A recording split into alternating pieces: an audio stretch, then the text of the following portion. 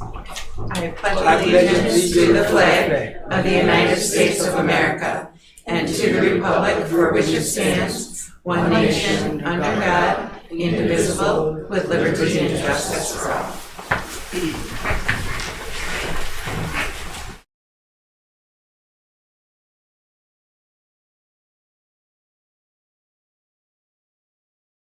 Elise. Here. Jeanette Simonson. Here. Nick Helsted. Here. Iftikhar Memon. Here. And Caitlin Cunningham. And has this meeting been properly noticed? Yes, yes. Okay. See, we have no public comments tonight, so we can start the live streaming. And then I move to move items 7.1, 9.2, 9.3 up in the meeting schedule. Can you repeat that? 7.1, 9.2, 9.3 All of our visitors, visitors. other than the admin who are going to visit the whole night. Yeah, I need a second. I'll second. All in favor? Aye. Aye. Motion passes. Right. I think I'm so sorry. I forgot that Ariel was here as well. We could also. Well, she's pretty quick right after that though. She's number 6.3. So is that okay? That, Sure. Yeah, I just she's pretty quick right after we come back though. So I apologize. All right, so let's start off with 7.1, focus on purpose, kindergarten through 5th, social studies.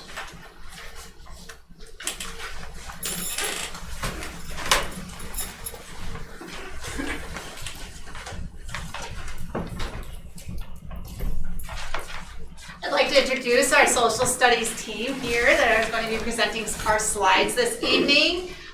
If we could go to the next slide, we'd just like to start with some data that's kind of a celebration. And so, correct me if I misspeak, but if you look at the slides that are all the cells that are green, it shows the categories where the school district of Black River Falls was above the state average. So in social studies on the Wisconsin Forward and the DLM. So in 24-25 and 23-24, both of those years we were above the state average. And then in the bottom of the slides you can see where in social studies on the Wisconsin Forward and DLM in the different categories for students with disabilities, all the races, all those types of things. So lots of areas of celebration here. And these are the people who made that happen. So it's really exciting to have them here to talk about that. If I could just before they started, part of the reason that we wanted to put that data up there first is because if you ask, and I do not mean to put words in your mouth, you can clearly disagree with me when it is your turn. But if you ask an elementary teacher what they do for social studies, they invariably say, we have to barely squeeze it in. I feel like we hardly give it any time. I don't feel great about what we get to do because there's so much other stuff that has to go in. And so with that being the feeling behind it, when we looked to see that we were above the state average, we were hopeful that that would at least make you feel better about those efforts. While it might not feel like you are giving it its due and how much you would like to, it hopefully feels better to at least know that you are making it happen, even if it doesn't feel as significant to you. So now you can take it over. So we go to the next slide. And so just in general, this is the work that we asked them to do, is to talk about the past work of the department, their current work, the standards, current social studies and projects, and focus areas and next steps. And then this is just some history pieces. We can continue. And this just kind of gives an overview of the standards, the 6 strands in social studies, and some of the shifts that have occurred over time with how the standards work, and just the vision of what we're working towards as a social studies department.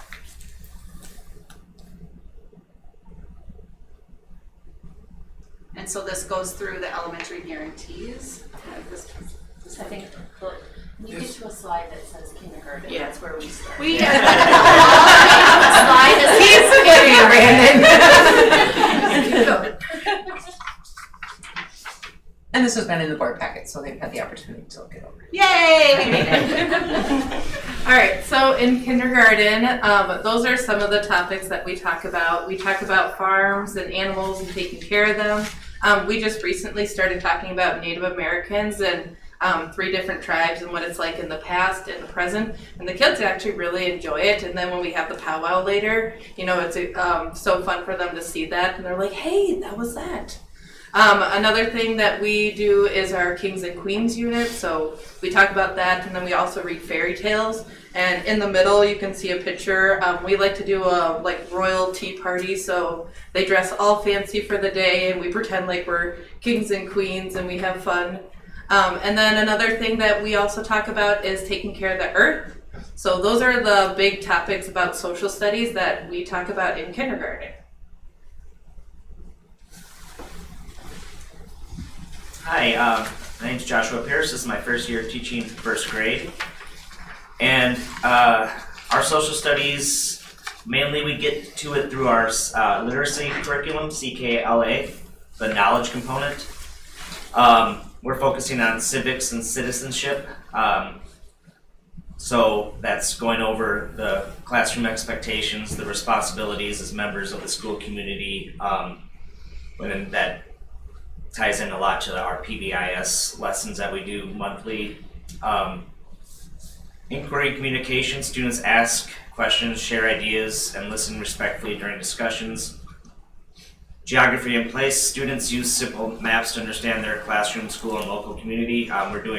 This week we're doing a Me on the Map activity, so let's start with thinking about the town they live in, the state, the country, continent, planet, and there's an activity and presentation that they're doing that's tied to that. Community and government, students explore roles of community helpers and why rules support safety and order. History, students compare past and present through stories, timelines, and personal connections. There's a lot of that in our reading curriculum, especially with the fables and folktales that we go over. And in first grade, Wisconsin social studies standards are assessed through ongoing observations, student discussions, and some of the performance tasks embedded in daily classroom activities rather than formal tests, especially when we have that the CKLA knowledge piece in the afternoons.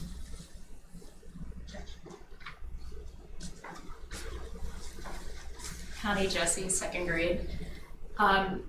So the standard assessed is participates in discussions and activities. This is assessed through teacher observation, interactive activities, and engagement with peers. We have the CKLA knowledge, which provides deep sequential history to build the background knowledge necessary for reading comprehension. We have the Scholastic News, which bridges history to the present day by applying civic concepts like voting or community to current events and modern day heroes.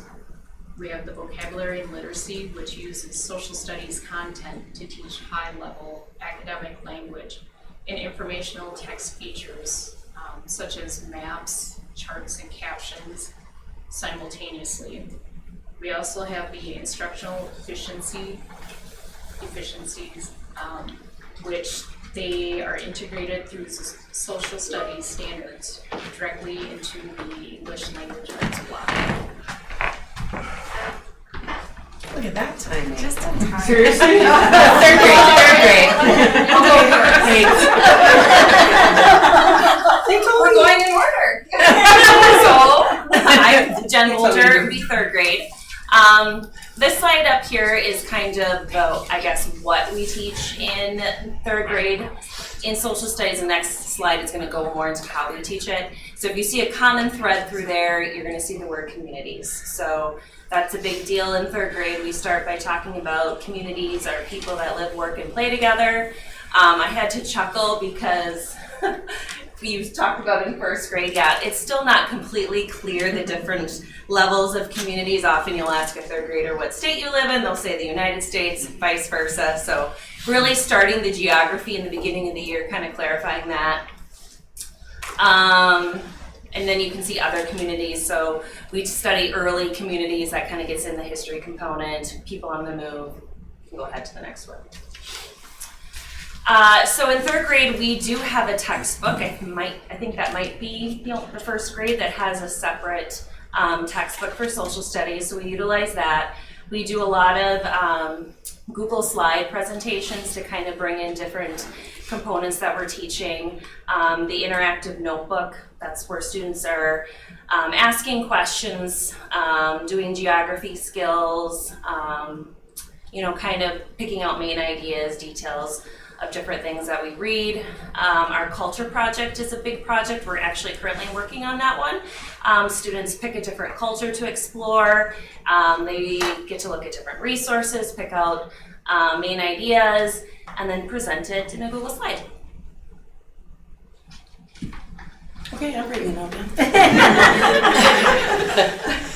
I honestly didn't get a chance to look over, but I look at our fourth grade, and you guys were talking about the community factor, and community is always the basis of what you discuss in like social studies and history type of things.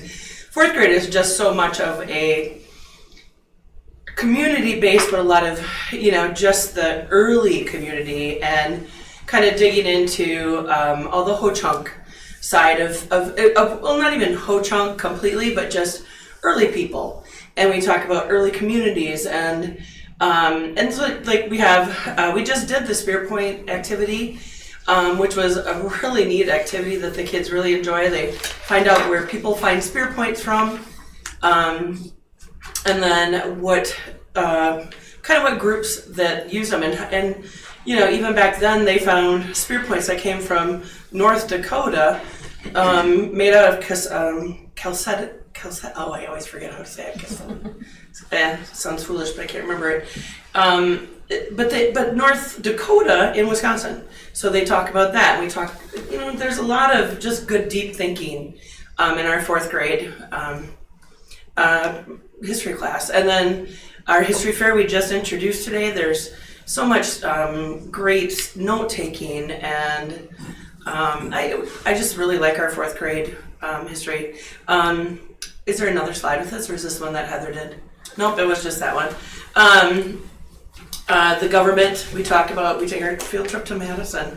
So community, a lot of Wisconsin. Who doesn't love just learning about Wisconsin? So, fourth grade is just heavy that. As quick as I can do from what I... Hi, John Bender, fifth grade teacher.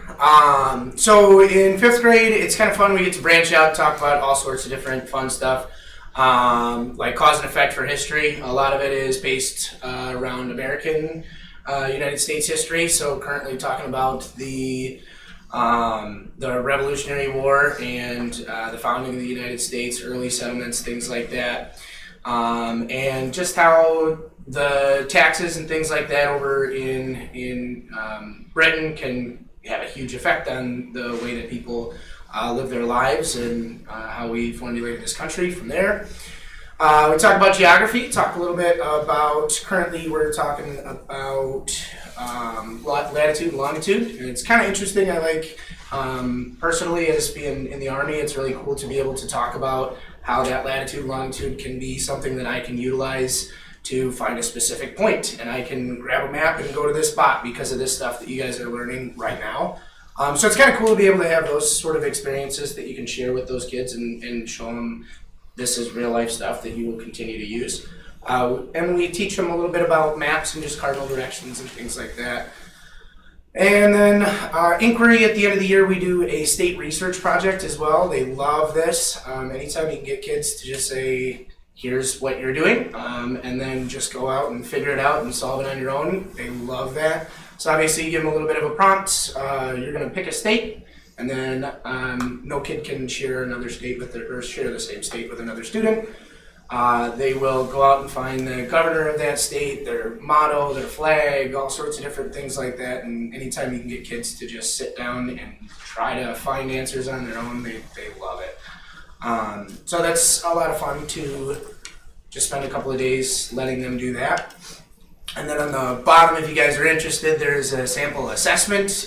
We can play a game of Are You Smarter Than a Fifth Grader right here? So you guys want to take that test?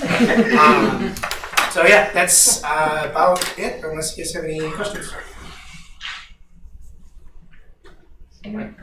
I do. Shelley opened the door to my magic wand question quite easily.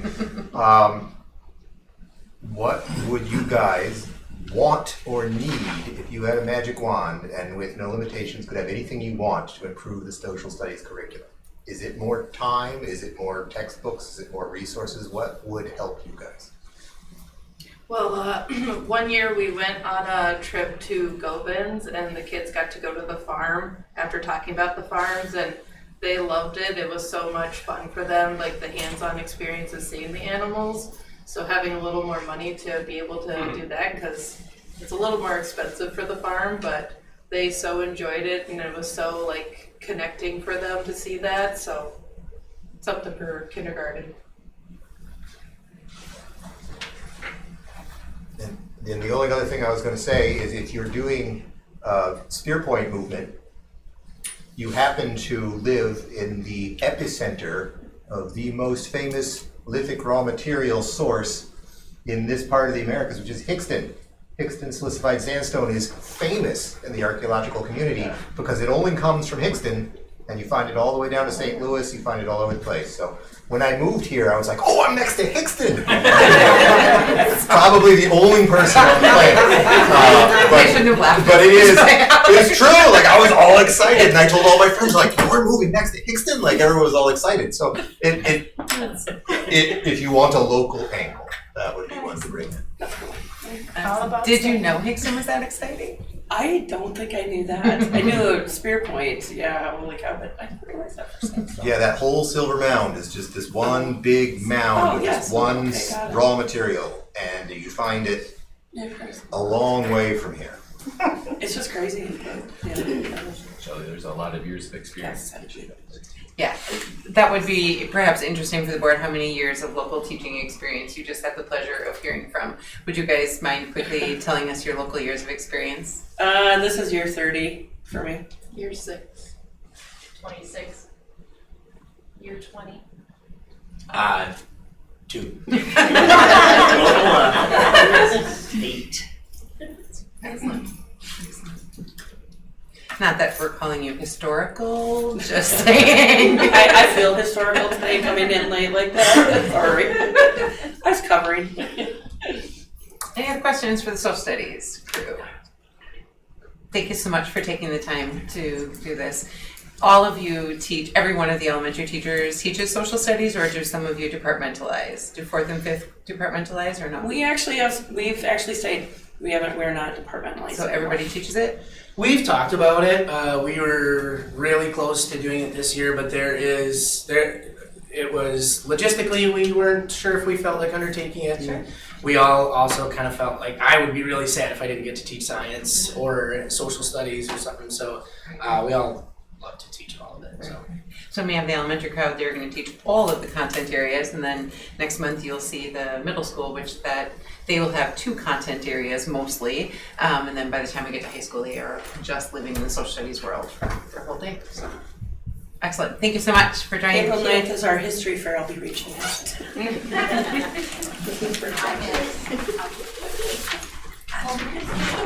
had a hearing aid this year. Last year they put me in the gym, and no hearing aid yet, and I was like, So much background. it's cool.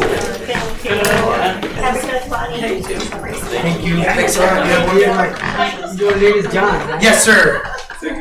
And how's your Iftikhar. You were in Army? Mr. Weinman, you're next. Yeah, so 9.2, Mr. Kent. Building maintenance projects. All right, thank you guys. My name is Kent Wyman. If you guys don't know, I'm the buildings and grounds supervisor.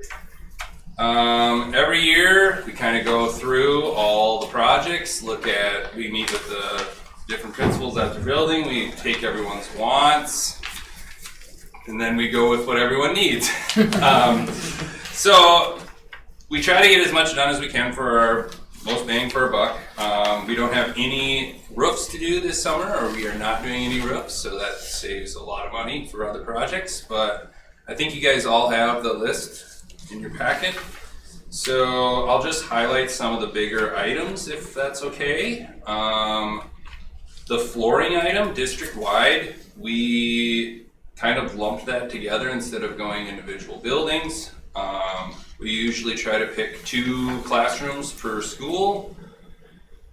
The elementaries get hit hard with their carpet. It seems like we're kind of dwindling on carpet at the high school, so our LVT or a variety of other flooring at the high school seems to hold up a lot better than the carpet, but we try to pick 2 rooms in every building to get flipped. A lot of this items, like the interior doors and hardware, this is just covering our locks and doors bill for the year. I don't know if the $5,000 covers it, but that's what we allotted. Painting is $5,000 throughout the district. Concrete is some in-house concrete that we will be doing. If we go down to district-wide, $10,000 to replace 6 bubblers. They get worked over pretty hard. If you've been in the buildings, you see a lot of duct tape on the bubblers. They tend to take a beating. I know all the bubblers at Red Creek are 10 years old now, so we're gonna pick a variety of them. The high school and middle school seem to really work the bubblers over. Ken, do you usually install the ones with the bottle fill stations on? Yeah, and we're actually talking about some of the stations where there's 2 fountains side by side, just eliminating the one drinking fountain and make it as strictly a bottle filler. Everyone wants to fill up their bottles now, so that's kind of the go-to, and it's a little less money. We tried to go with, we have pretty much LK bubblers throughout the district. We tried to go with the Knock brand, and we bought 2 off-brand bubblers, and the only school we could make them work is Gebhardt because of plumbing. So kind of got to stick with, and they're not cheap, so. We put on the list this year $25,000 at Ace Hardware, and that is pretty much a year's expenditure at Ace. It's kind of our go-to. If we're buying a lot of stuff, we tend to make the Menards run, but we're not going to run the Menards for 3 little items, so Ace gets a lot of our business. We're trying to do sink cabinetry and built-ins at Forest Street again. We in-housed all that. We tried to do, I think we did 4 or 5 last year. We're going to try to do 4 again. The big project this summer is the playground at Forest Street. We looked into this last year. I had Matthew bid it, and they said if you wait 1 year, you'll get a lot better deal because they are supposed to be blacktopping Forest Street this year. So everything will be mobilized and right there. Hopefully we get a little better deal. They seem to be pretty nice to the school district comparatively. They don't try to pinch pennies out of us. So we're gonna probably shrink the playground on the blacktop of the playground at Forest Street down to maybe half the size. They have that huge blacktop loop. We're gonna try to shrink that down a little bit. We'll still have the roadway that runs behind the building. The West Gym floor, we kind of promised this to Jacob Schaefer a couple years ago when he started up the Alternative Sports League. We said if you get these numbers and we will redo the West Gym for you. Well, he has the numbers. That's a very popular sport here. So that gym is beyond just finishing anyways, so we're going to sand that down to get all the lines off, and then we will remark it for ASL Sports as well as a basketball gym.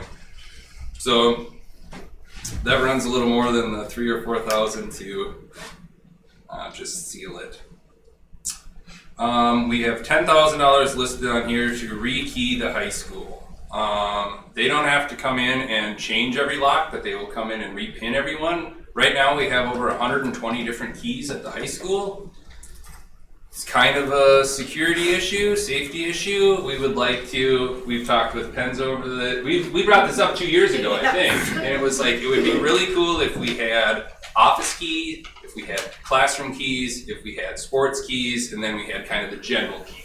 And we have cameras everywhere in the high school. If someone's going into a classroom they shouldn't be, we're gonna know just like that anyways. So it would really simplify things.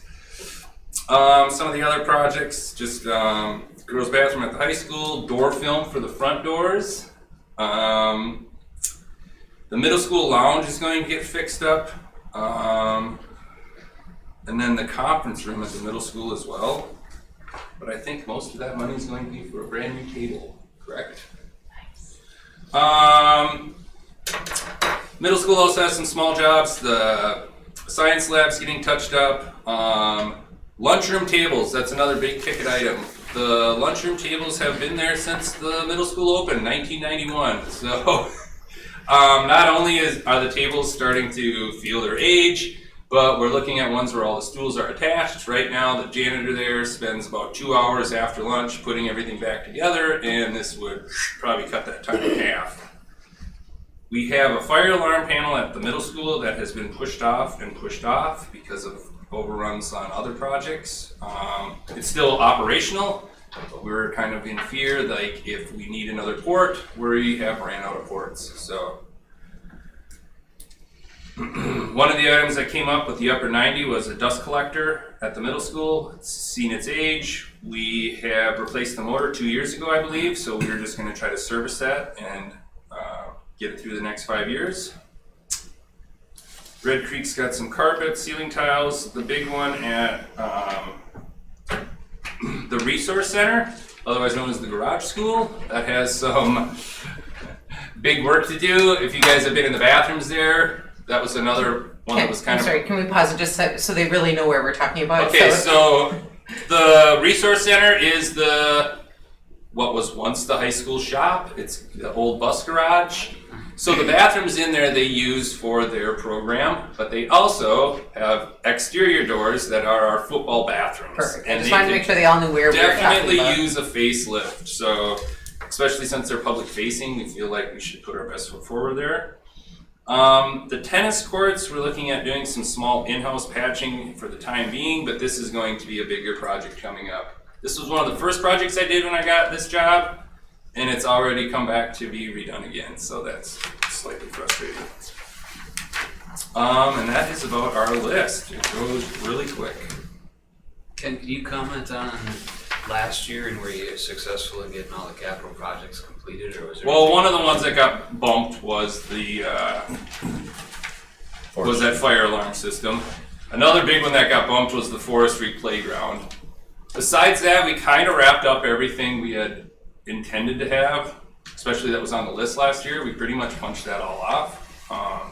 And so I just want to be clear, some of the things that were bumped, we did that intentionally because you were doing bids and stuff last spring before the state budget was finalized, and all of the talk of federal money not being handed out, we were concerned that once those projects are done, there is zero opportunity to save those funds later. And so some of them, it wasn't bumped because we couldn't get them done, it was we can't spend that money this year because we are concerned that we're not going to get the other money that we were promised in different places. So Yep, and that one was of the still bumps Jill put the was- halt on some of the things before Brandon even was in his role. Yep, and one of the bumps was after we had decided everything we were going to do, the boilers went out here. Right. Now it's $50,000 to replace the 2 boilers here. So that was kind of half the money we had for the forestry playground. Any other questions? Do you guys look into grant funding for like the playgrounds and like the all abilities gym? Not for Blacktop. It's just Blacktop. So when we have bought playground equipment, we most definitely have. There's lots of them that will do a dollar for dollar Mhm. match. So you spend 20, you get 20. But for flat to Blacktop, we have not. But the marketing and the all abilities gym, is there any sort of? I thought Schaefer was looking towards some grant money for that. Yep, he's pretty on top of the grants for the ASL, and he has. I haven't talked to him yet about this necessarily. So once he does, he'll go after some of that. And so the work is the sanding and stuff. The adaptive part of it is the laying of the tape, Yeah. right? Yeah, they'll put, instead of Jacob having to put down tape for all the different events, right now he just tapes on the gym floor, which we don't love, but we let him do it. That would be painted right into the court, and then it would be pretty much good to go. The other big one I mentioned on here for next year is the tennis courts. That has big grant opportunities too. There are huge grant opportunities for tennis courts. They have a huge association. So for weird reasons, I have a comprehensive list of all the ones I know of. I can send those to whomever is heading up that effort because I have a bunch of weird Great ones. and, right, great and capacity to do all of the grants for all of the things. We can certainly see what is out there. I agree, our tennis coaches, and we have a community group that really got involved last time. I think did lighting was the last Yep. big grant project at there. I don't know about that portion of our project, but we certainly can do some scouting. Has the surfaces changed much? You know, as you said, you mentioned that was one of the big projects you started on, and now it's come back around and you gotta resurface the tennis court. But So I'm not sure if the tennis court was originally built, and you know it's kind of a swamp over there. So it's settled. So there's, you know, the gaps show up, and we tried to do, the first time they came, they run a silicone in it, they run like a tape across it, and they patch it up and try to make it go. We're at the point where like the nets, the poles for the nets are starting to come out of the blacktop. It's showing its wear. I think the patch did a pretty good job, but I think it's going to be a bigger undertaking this next round. And so, like, the track got to the point where we had to grind it down, right, and start over. Is that what you're thinking for? Contemplating, yeah, but I'm gonna bring in that same company and have them do an assessment before we do anything crazy. And then hopefully the tennis association pitches in a lot. If we could make it dual-purpose pickleball, I feel like there would be a lot more. So I think we have 3 of the courts right now with pickleball lines on them, and that's another big ask is Lunda's right there, and the retirees use it all summer long. Well, they use it till the snow flies, basically. Yes, they do. Yep. Other questions for Kent about the projects? Thank you for all the things you do in-house. We've gotten more and more in-house. I have some really good guys, so we try to accomplish as much as we can legally. It's a. It For matters. those that can't see his face, there was a legally. Honestly. But we have a helicopter mechanic changing our lawnmower blades, and we have Nick Whitty is an amazing, like, jack of all trades, and we try to get as much out of them as we can because our bills have done nothing but increase. Used to be $100 an hour for a plumber, now it's about $150. It is amazing how much the prices have went up. And while Kent is here, it is worth mentioning, not only does he have a very, very, very skilled crew, like they physically can do just about anything, or they can at least come in and give you their best, like, no, we really do need to call someone for that. They're just really fantastic. But that trio and many others in the Building and Grounds Department just have the best positive attitudes. Kent does not walk down the stairs without everyone in this building knowing he's because he's always slamming down the stairs that fast. And all of the people that he mentioned, they're such a great can-do attitude, and I think that matters a great deal when it comes to taking care of our facilities. They have such a sense of pride. I was going to do it during my district admin report, but there's been an ongoing challenge with plowing at the Lunda Community Center, and we got a sunshine email today that just said how much they appreciate the great work and the extra care that our crew is taking when they're doing the plowing there, and that's all those same people that take care of all of our parking lots and making sure that everyone can get safely into and out of school. So fantastic can-do department, and Kent is a huge part of leading that. So. You have all the janitorial staff too, right? Correct. Mm-hmm.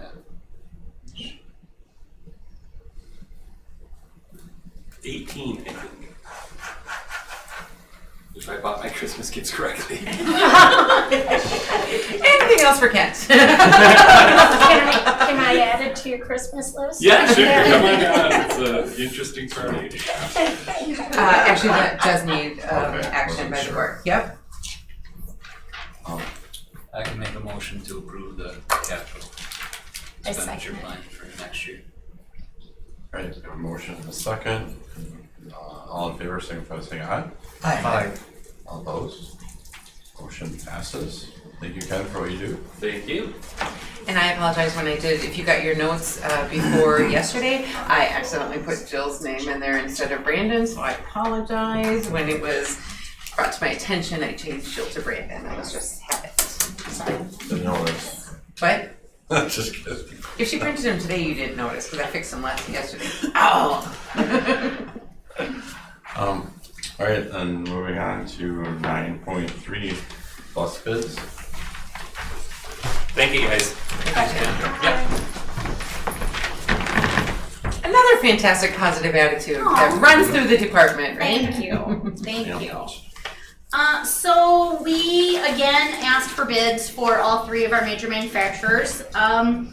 So as I can read this if you want me to, we did Ascendance, which used to be Midstate Truck in Marshfield, Wisconsin Bus Sales in DeForest, Nelson Bus Service in Whitewater. Ascendance was the only company which submitted bids, and those bids were received by the requested deadline. Nelson Bus Service communicated that they would not be submitting bids this year because they were unable to meet our delivery timeline. But when he called me and said, hey, you're not getting a bid from us, but we really want to start again. So he's planning on coming up next week, and we're gonna sit down and talk about, you know, the specs that we submitted. So even though they did not, at least they responded to us. Wisconsin Bus Sales, crickets. We didn't get any response from them at all. So we got multiple bids from Midstate. We asked for a bid on a 21 passenger lift bus, a special needs bus.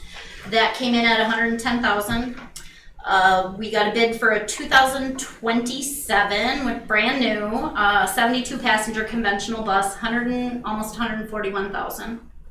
They currently have additional options on their lot, brand new buses that are not necessarily the brand new model year.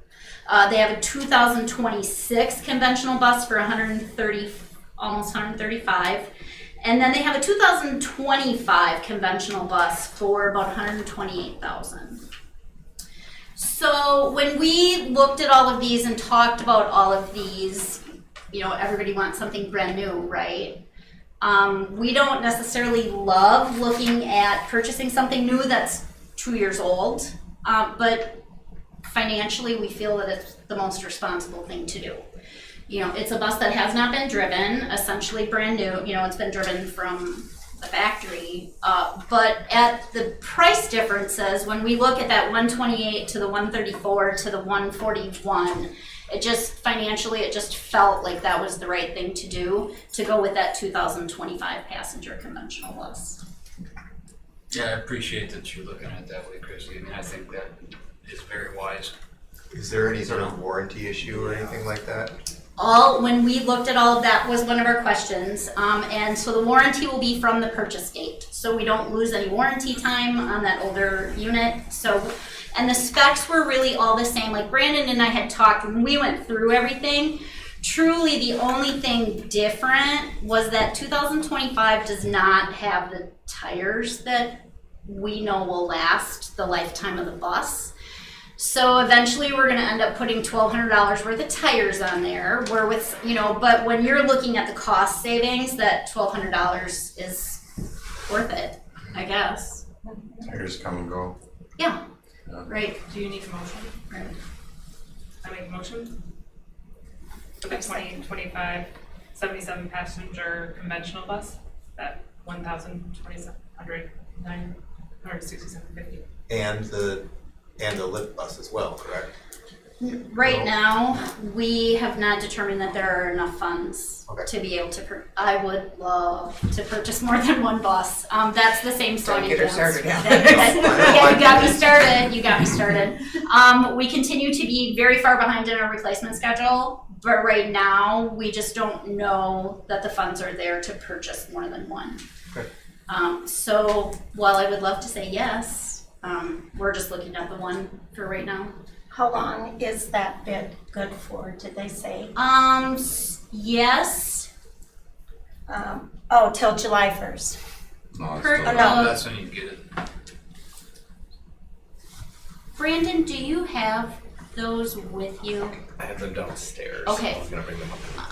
But yeah, so they have agreed that the purchase and delivery would be after July 1st, so it falls into the next budget year. But that we would have it no later than August 31st. Okay. And then let's say you wanted to go back and purchase that 21 passenger lift bus. That bid is still good for a certain amount of months? Yeah, that would be good for us, until yeah.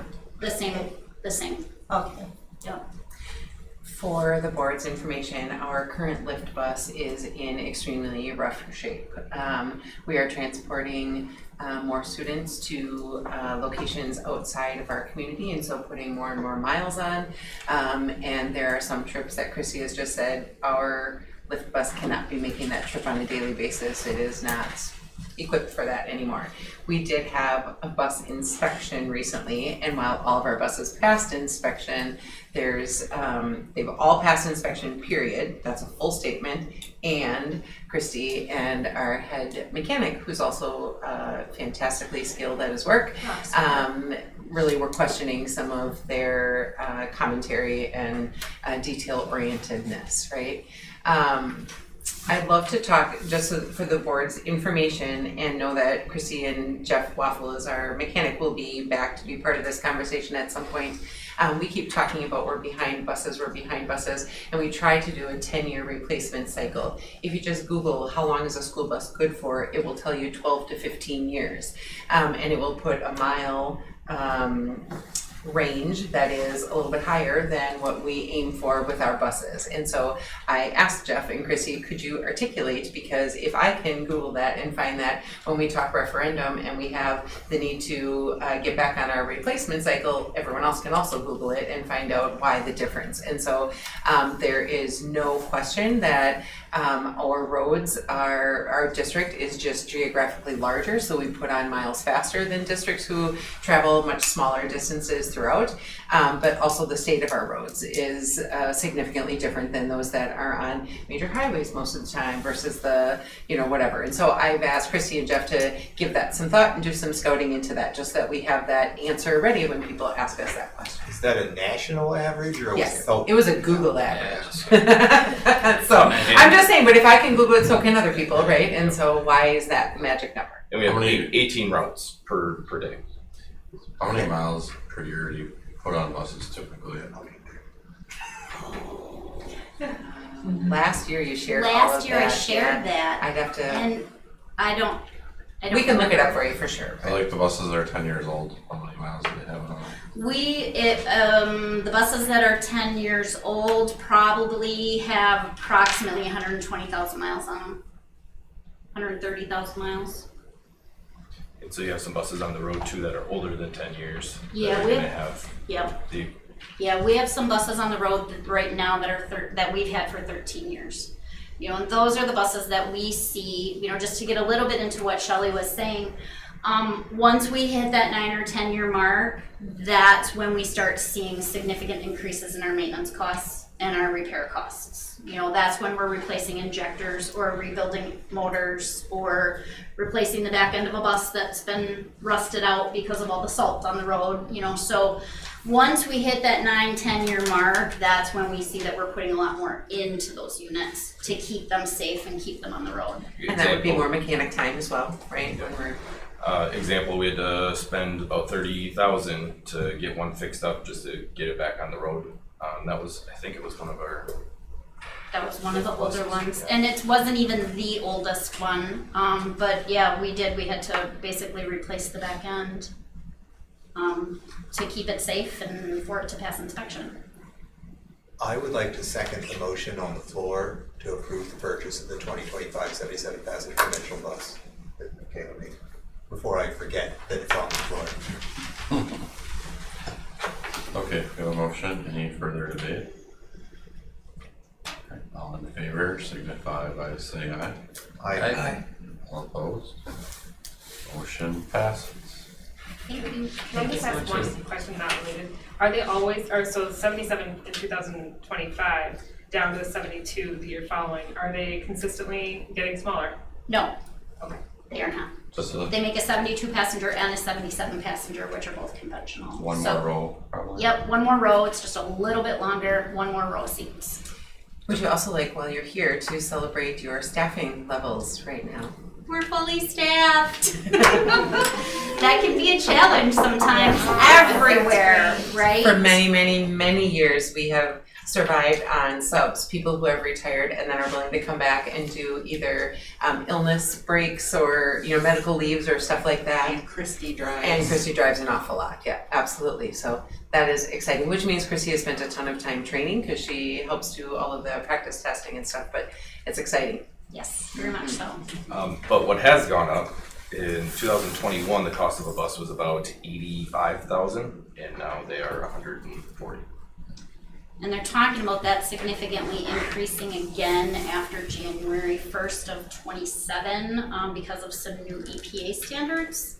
They're guessing right now, but they're estimating that could add $15,000 to the cost of these units for anything manufactured after January 1st of 27.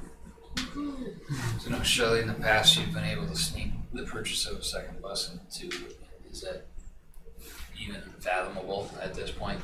We're very concerned because the reimbursement rate for special education was supposed to be 42% of our cost. That is how we balanced our budget this year. They are estimating now it's going to be 35%. So that is for sure a whole bus, if not a bus and a half difference in just that one piece. Our special education costs have not skyrocketed this year as they have some other years. In most recent years, we've had some very significant needs. Students move in and nobody moved out. This year we had some move in and some move out, and so we're kind of treading water in that regard.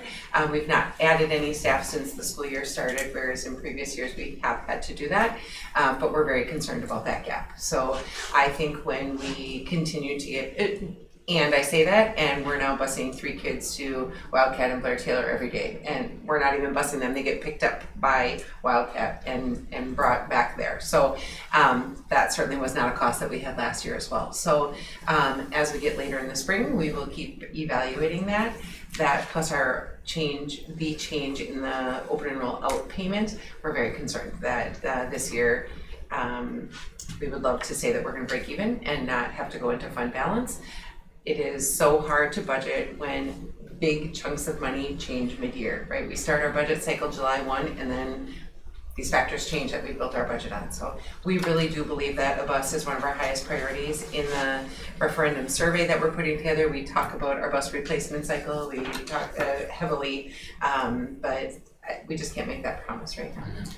Shelley, don't laugh at me, but is there any chance, given that you just basically discussed the lack of special needs funding, that a Lyft bus has other grant opportunities to fund it available that a regular bus does not have? So for a while, they were really advertising the electric buses, and there were grant opportunities for those. We geographically are too large to be able to have an electric bus and be able to do all of our delivery. I don't see any other bus grant opportunities. It really is usually a new technology that they're willing to let you try out for a deal or something, but there's that's a pretty foundational cost that isn't innovative, and there's not like an American with Disabilities Act, something for buses. So if referendum-wise things don't work in favor to have that in there, I mean, is it potentially we could take from the defeasance in order to fund a second bus to make sure that you get what you need for your capital We can't asset? do that because that defeasance was levied solely for the purpose of repaying referendum debt, so it cannot be used for anything else. Honestly, what it's going to boil down to, and you're gonna hear about this as the referendum survey comes to you, it's gonna have to come down to staffing. We're gonna have to start increasing class sizes, we're gonna have to start decreasing some of the diverse offerings that we provide in order to be able to fund the basic programs that we have to do. And we are required to provide transportation for everybody who lives outside of 2 miles from school and across our hazardous roadway. So we're gonna have to start making some of those hard decisions if something doesn't change. I say that, and at any point in time, legislature can help us out. They can change how we are funded. They could reimburse us at the rate they promised to reimburse us, right? It was supposed to be 42% this year, special education, and 45% next year. If we're only hitting 35% this year, I have no idea what it's really gonna be next year. And will they tell us before the fiscal year starts? Probably not. And so it's another gamble, so. That's what I was gonna ask you, Shelley. Last month at the board meeting, you discussed drafting a letter and sending it in. Did you do that? I wrote a letter for sure. I advocated, and several of the principals wrote letters in as well. It was interesting that the principals got an email back, a pretty standard reply, I would say, and I did not receive anything back, so I'm not sure what that's all about. But We can write too. Yeah. Like we Yeah. should be writing. But I know we were talking about if they would increase that special needs rate. Absolutely. And Governor Evers just put out that the revenue from the state taxes was higher than expected again. And so that's another opportunity to lobby and say, you could fix what you broke, right? You said 42%, we all balanced at 42%. You have the opportunity to fix this right now. And in my opinion, it's still saltiness over that veto pen, over the 325 every year for 400 years. If the governor were willing to go back on that, I think the Republicans might be more interested in moving, but there's no promise of that. And so the governor is sitting here with, well, now there's 325 a year. And if I say, fine, take it back, there's no promise that there will be anything moving forward. So it's kind of a political deadlock, and we're caught in the middle of it. Has there ever been any discussion with the Ho Chunk Nation about potentially helping to fund a bus? And I'm not saying on an annual basis, but We've never asked for that. Okay. The nation ran vans after school for many years to bus students out for after school programming, but they were youth services vans at the time. That would be a really tough sell, but I mean, there's nothing that says we can't ask. When we get to the MOU conversation, you're going to see that busing. I know there's some email correspondence earlier this year with the overcrowding of the buses, and Christy would still assert that we've counted heads numerous times, and there's nobody standing, there's nobody sitting on the floor. It just isn't factual, but that narrative is definitely out there that the bus is extremely overcrowded, and so it would be a real inopportune time to then ask them to help us fund a bus when they're feeling that they're not being served equitably by our transportation service. Fair statement? Fair statement. Other questions? It's one of those necessary evils, right? Okay. Thank you so much. Thanks. Thanks, Chrissy. All right, next up, 6.1, gifts and grants. All right. So we have several gifts and grants included in there. Miss Jessica Pell, who is one of our special education teachers, made some, she is actually one of our Adaptive Sports League's coaches, and she wanted to make a donation to the Life Skills program that Miss Ashley Henriksen Ott facilitates at the high school. So keeping in the special ed department, $100 donation in supporting the Heart Spirits initiative within our community. So that group has a separate activity fund for the work that they have been doing. And then Security Financial Bank, each year, every time somebody gets one of the debit cards that has our Tiger logo on it, we get $25 per new account. And so we got $375 this year, and that goes right into Tiger Athletics because of the use of the logo. They think that is a good pairing. And then the My Second Home Women's Softball, I bet 4 or 5 times a year they make a donation to the Angel Funds. And while we're talking about the Angel Funds, I know that I had mentioned to you earlier that we did not believe that our Angel Fund account was large enough to be able to continue with our current practice with lunches to make it through the entire school year. And we just learned this week that with the most recent donations, we do believe we will be able to continue through the remainder of this year. And so I can easily share more families have started putting money into their accounts. $800 would pay off every single negative balance that we currently have, which is very exciting. I remember when we first started these conversations in like 2015, 2016, that was at $60,000. So the fact that we're down to 800 That's is, all you need. Yep, to pay off all of them right now. But the families who haven't paid anything are likely to go back into negative right away. But right now the number is about $800. So wanted you to know that the Angel Funds will be able to continue feeding all elementary kids a regular meal throughout the rest of the year, and middle school and high school students the garden bar. That's all I have. And those do not need action. 6.2, board legislative committee discussion.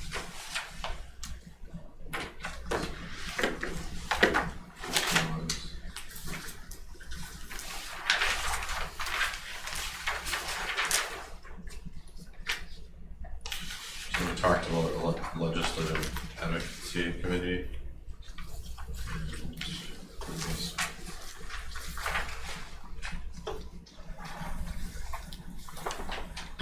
Basically, we feel we need a subcommittee for this, or obviously you all want to do. I think there was some interest in it, or you, Yeah, you talked about the most. Being on the CISA 4 too, together I'm like seeing the ping ponging of all the like funding and whatnot, like you've got it, you don't got it, you got it, you don't got it. And it's From one day very to the next, quick- we got from that 1 minute notification. to the next, like you'll get one email and yep, it's all gone, text breaking loose, and then 20 minutes later, just kidding. You know, it's very jarring and it's very like inconsistent, and it really I think is important as the largest elected governing body in the state and in the country that we have the organized ability to speak to what's best for our students. And I don't just mean that as like us as school boards, but I do mean us as school boards. I also mean us as a community. So like figuring out how to make that a cohesive conversation, I think, is really, really important, because otherwise our kids are we're trying to juxtapose like that the kids need. It's not questionable, we need it, but we, you know, are making concessions, and it only gets worse if we don't figure out how to speak concisively and consistently and with some unity to what we want to see for our kids in the future. So yeah, I'm advocating for it pretty strongly. And so just as a reminder, the board did have a motion and a second, and it was voted on and approved that there was going to be a board legislative advocacy committee, and then we stopped talking about it. And so then we said, let's put it on the next agenda, and Michaela wasn't able to be there, and so this is it, bringing it around. So currently on the books, there is a board legislative advocacy committee. My questions to you are, when there are board committees, I typically help with the posting of the meetings and, you know, all of that stuff. So my question is it a group of the whole? Are you going to elect a chairperson? Is it anybody that wants to be a part of it? Is it going to join the other committees in which the president determines who's going to serve on that committee? So those functional questions we need answers to.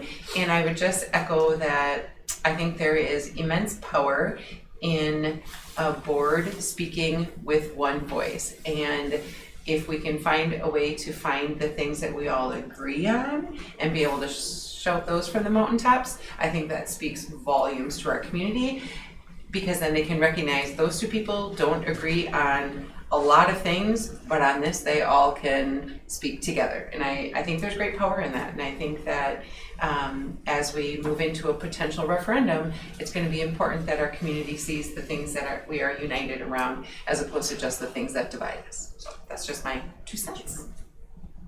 I guess it makes sense, you know, talking the whole board as a whole, not 3 people, you know, so. Is anybody opposed to not like doing this as a whole board, or? Well, the fact that we already voted to have a subcommittee, it seems like we should probably have a subcommittee. It's not True. Or else we should just have it as a board item. So right now, per board policy, the board president is the only one that can speak on behalf of the whole board. So what I would just throw out there is perhaps there is a subgroup that wants to work on the legislative advocacy. So they could read through the WASB news. They could, even those news articles that get shared with you all the time. And when there's topics they want to talk about, that committee could schedule a meeting, and before they put public communication out, that could go through the board. So maybe that's the rest of the board's engagement with it, that there's a subcommittee that does more of the research and you know, puts the thoughts together and then brings it to the full board for approval. Did you have any other ideas on how you think it could work? No, I think that's beautiful. I think like the knowledge is such a key component to being able to like understand and maneuver through kind of muddiness. I think that the polarizing is ugly and it's not healthy or good for anybody. I think that there's so many things that that the kids just genuinely universally need that we can work on, but we can't have those conversations or engage others outside of our community in those conversations if we ourselves can't identify what they are and move as a team. So I would love to see us working on it together in some capacity, whether that means, yeah, I like the idea of like a subcommittee that kind of brings it to the table and says, what do you guys think of this? And then figuring out, you know, what ways we want to engage with that information in the wider world. I mean, you got a lot of passion about it. Are you willing to share? Sure. Yeah, sure, I can do that. I don't want to do it by myself. I don't want it to be my voice. I want it to be everyone's. That's super important to me. Well, I think the subcommittee would have to draw up a plan, probably write a draft letter, and then bring it to the board for action. That would be how this would work, right? Like of an idea that we'd want to There's something that send we're trying to to somebody to encourage them to do this or that or whatever. state legislator or whatever, Yeah. you know. So like when it is state budget cycle, there would be a subcommittee that would get together and talk about, this is what you're proposing, that's what that would look like in Black River Falls. This would be the repercussions of those actions in Black River Falls. And then that subcommittee drafts the letter, does some of the work, brings it to the full board for approval. It gets sent off with the School District of Black River Falls Board of Education signature on it, as opposed to Michaela Conlin View citizen in Black River Falls, right? So we'd have to have majority vote or like an anonymous vote? The only items Marty is gonna help me out with this, the only time a board can anonymously vote, isn't it for officers, or what is the one time that they can, we can't do secret ballot for I hardly mean, like anything. you have to have like 7 yeses. Oh, a majority. So Majority. let's just say that this subcommittee drafted something, it comes to the full board, and those 2 people on the subcommittee are the only 2 that vote for it, and the other 5 vote against it. It cannot go out with the School District of Black River Falls Board of Education name on it. It could go out as those 2 individual community members. So it'd have to be at least 4 people that would vote. That would vote for it, yes. Or a quorum, depending on what the quorum was at the meeting. Correct. Well, majority, okay. I just said, So if there's only 4 people here, 3 have to vote for it. Okay. I was just thinking if it would be majority or unanimous, like all 7. Nope, it is like, so per board policy, again, I didn't even keep saying that, but per board policy, when a decision is made by the board, so the full board votes on it, that action, every board member has committed to supporting that moving forward, because that is the direction that was voted on by the body as a whole. So you wouldn't need unanimous, you would just need a quorum. I think oftentimes I'm feeling like what I'm seeing is debates are happening at a state level or at a federal level, and we here in the district are as new maybe board members, young board members. We're not like totally identifying how that's going to play out for the kids, right? So it sounds good, but really it's not. And so I think that for me, having a committee, part of that is us coming together to learn more as a team, like what is that impact look like? I would say Brandon and I being a part of that committee without being the writers of it, but what would that look like locally, right? Because Yes. depending on the spin of the information, it really has to be locked into, in Black River Falls, that would mean this, right? And then the board could respond to what that would look like, is what I would suggest. Do we have any other people who would be willing to serve on the subcommittee? I would be interested. Just to be clear, we'd be non-voting members because our signatures are not going on it as board, right? So we would just be there as a resource for what it means. I believe Caitlin had expressed an interest in that conversation as well, so we can check with her. That seems correct, yeah. Okay.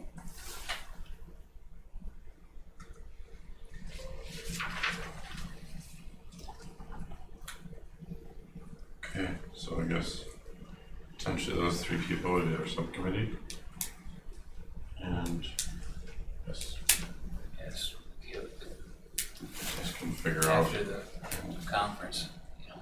when, I guess you'll learn some stuff at the conference and maybe have some ideas to hit the ground running. Yeah, they'll do breakout groups over there, so because her and I will be there together, we'll go kind of like do a little due diligence and kind of dig up what other people are doing in different districts, and then we'll bring it back and we can kind of unpack it, continue to unpack it. I did send out a letter to WASB and have asked, and they've been really responsive with giving me kind of ideas. I just don't know exactly what space to bring those ideas to, so this will be good for her and I to kind of Now, bat it around. at the WASB, there was a resolution put forward by, I don't remember which school board did this, but they're very vocal. And they specifically were saying, we want to create another division of WASB where you pay reduced dues, and that way you can be in WASB, but then you don't have to support the advocacy that WASB has. And we think this would bring so many members back to the WASB fold, and it just reminded me of everything that I was dubious about with this in the first place, which is it could just blow apart a school board and not actually do it. I think that my personal fears aren't a reason not to try it. I think Kayla knows also that I often agree with her on many of these issues. I don't want, this is a divided community with a single purpose in this school. And I don't want politics to muck it up more than they historically have. That being said, if we have a committee and they bring something forward and a majority of the board supports it, that's kind of what boards do. I think at least understands it. Yep. I think that's the part I struggled, especially when I first started. I was like, okay, this is a lot of mixed messages happening, and I'm not sure what's what or how it actually lives in the world. And so I think as I've kind of tried to like better understand the things that are happening and the impact it's having on us as a district, I've started to realize the importance of at least being at the table to have the conversation. I am actually very happy that there's different opinions and different viewpoints. I love when we can come together from different spaces and start like figuring things out as a community, because I think it's so important to have pushback, or otherwise you're just gonna kind of lemming, go with the flow, nothing gets contested. That's saying I don't want it to get hostile, but I do think like there's an importance in understanding. Particularly if you're gonna represent the whole community, right? Because For we know sure. there are many, many, many different voices. I know for sure that if somebody brought me a letter before the school board that said, I talked with Shelley and Brandon and 3 members of the board, and we drafted this letter that says this is how we need to do, would like to advise our state representatives on how to deal with the funding gap for special needs students, I would happily sign that document. So this would be a very useful thing to me if it existed. Does it make any sense for this type of a subcommittee to reach out to the 2 political parties and see if they would want to have somebody also sit in on this and kind of give their stance from I love that? Because, I mean, some people don't want anything to do with politics, you know, and I would much rather have somebody come to me with what they feel would be the right thing for our kids. Because I'm not the one that's going to sit there and do all the research, you know, so. I love that idea, But- and I hear you when you say I don't want to have anything to do with politics, but yet public education has been the volley. No, I get, Yeah, I'm just we can saying, try I'm to saying stay out, some but people don't think yeah, that's just yeah, not their forte. sure. And there's people they eat, breathe, and die. That's what they get up for. You know, so like having a couple of those folks like that are tied into this, and you know, bringing some opinion to the subcommittee, I think would be a good thing. You know, I like it. so. Okay, so job this week is to do some research and then come back and find a date and time that the group can get together, and maybe that first subcommittee is just putting together the structure to present to the rest of the board for the February meeting and see how it goes from there. Now, we've already approved the existence of the subcommittee. We don't need to make a motion to approve Correct. people being on it. So really, this is just a discussion for the sake of Correct, getting and people per on board it. policy, Nick gets to determine who's on which committee, so as long as Nick is good with Michaela and Caitlin, I think Well, we that's love the committee. Caitlin. I'm good with it, if Caitlin's good with it. All right. All right, moving on then to 6.3, quarterly meeting share MOU, which Education Department. Excellent. So Ariel Hall has joined us. Honestly, I put it on the agenda and Dr. Sullivan was going to talk about it. And then Ariel put together a document that she shared with you today and then later made a little correction to. It's in the board packet, probably 6.3.2. There it is. So Ariel went section by section of the MOU and did a short little update, which I just really appreciate. And there was, I thought, some really good news as we were going through it. So When did this go up on the? So today, that just went in today, and then the newest version. A little bit later, I had a mishap. I was like, we're not doing this, and then Shelley said, well, actually, it's because we haven't had this situation. Wow, like really good stuff from the MOU. So if you had a chance to read it between 1 o'clock. Probably not, and Yeah. so they get the packet last week. Really which good is- stuff. Yeah. Really good stuff. So give us the highlights of. So meetings and communications. We've connected the Johnston O'Malley and Title VI meetings together monthly, not just quarterly. So those are happening. Parents are coming. They're talking. The biggest, probably consistent, I don't know if it's a complaint or misguidance, is the busing, the Mission and San Pilo bus. I don't know that anybody from the school has been invited to an area meeting to speak on that, or if the community is just gonna stick with what they're, I'm not sure. I'm not sure where that goes. I'm not Ho-Chunk, so I don't go to the area meetings, but I do go to the Title VI and JOM meetings, and it's a reoccurring question that parents wanna know. The annual survey reports, can you speak on those? Yeah, I can do a little update on that. So each year, Joy Gilbertson compiles the Impact Aid report. And that's due in January. And so I was just, after I read this, I did a little digging around. And so she has sent that on. And so we'll do some follow-up tomorrow. She has the list of emails and stuff that came back, so we'll figure out exactly where that's at and get those addresses. So we work with the Ho-Chunk Nation around our students who live on trust land. And because that's how we get our impact aid. So we can go into a lot more detail on. So if I could just roughly summarize, so impact aid comes to school districts in lieu of property tax. So districts who have large military bases or any lands that are not property tax. So Ho-Chunk lands certainly qualify, and so we get impact aid instead of property tax. We have to validate who lives on those trust lands, and so we used to have to send out a form to every family and ask them to fill it out every year, and it was hateful and awful and terrible, because if there was an issue, they were like, I'm not filling out that form, you're not getting money from me, and it was yucky. So now we go to, Joey gets the form, gets a list of names, and we send it to enrollment, and they just verify all of it for us, and it is streamlined, and families don't have to engage with it every single year. So it's been a fantastic step forward. And as part of our MOU with the nation, Ariel mentioned that we had quarterly meetings, and that's part of that policy. And so we have combined that so that we do our agenda for the quarterly meetings at the Title VI meetings that we hold monthly, and we just kind of keep it on that regular basis. And what's really cool, we kind of brushed over that, is that there's good attendance. Yeah. And there hasn't been. True. Historically. So it's exciting that we have as many families coming to these meetings. It's a lot due to the work of the JOM committee that we have as many people coming as we do. Like, they cook food, there's activities, there's a lot of And bonus, I did a presentation with Red Creek and Forest Street 2 weeks ago, and had let them know like Title VI funds are to, improve your classrooms and all the good stuff. And so at our meeting next week, we have several teachers that are ready to come to the meeting, meet the parents, see what the needs are, express what they want in their classrooms. And from 2 weeks ago to now, we were talking to our high school kiddos in talking circles, and one thing that was so simple as like, in kindergarten, they have all the dolls, and they wanted like Ho-Chunk style outfits for the dolls.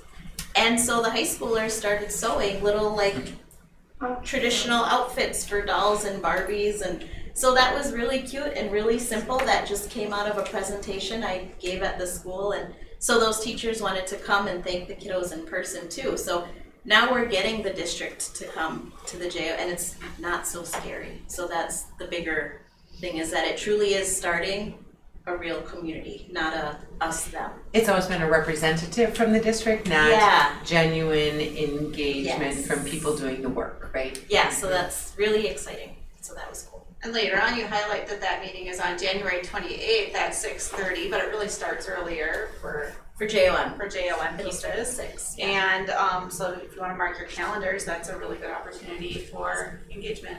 Can we get an email about that? I can send a flyer to you guys.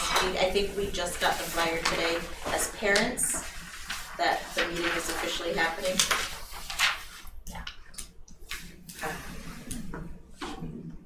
And so I know that we're also going to work on having you and Bethany represent at the secondary. And I think that there was some conflicts with scheduling. There's always scheduling.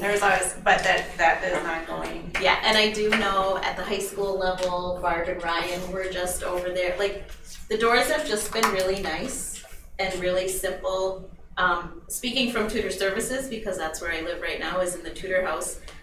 All of the data we need was, Black River has, with my 12 areas, we have 102 students in Black River Falls that we tutor.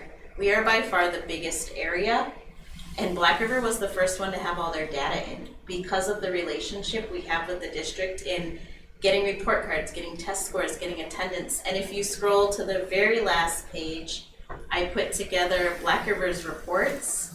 You're gonna have to explain these because it took Yeah, me a they are- couple they are looks, tricky. and I started an email to you, and I was like, wait, I got it. So I So got on it now. the left side is the student population, and then blue is math, and orange is ELA. So this is, in the high school, you can pick if you're gonna take math or not math, and so those numbers didn't really correlate, but if you just look at passing versus not passing, we have way more students passing than not, and so this top one is the high school.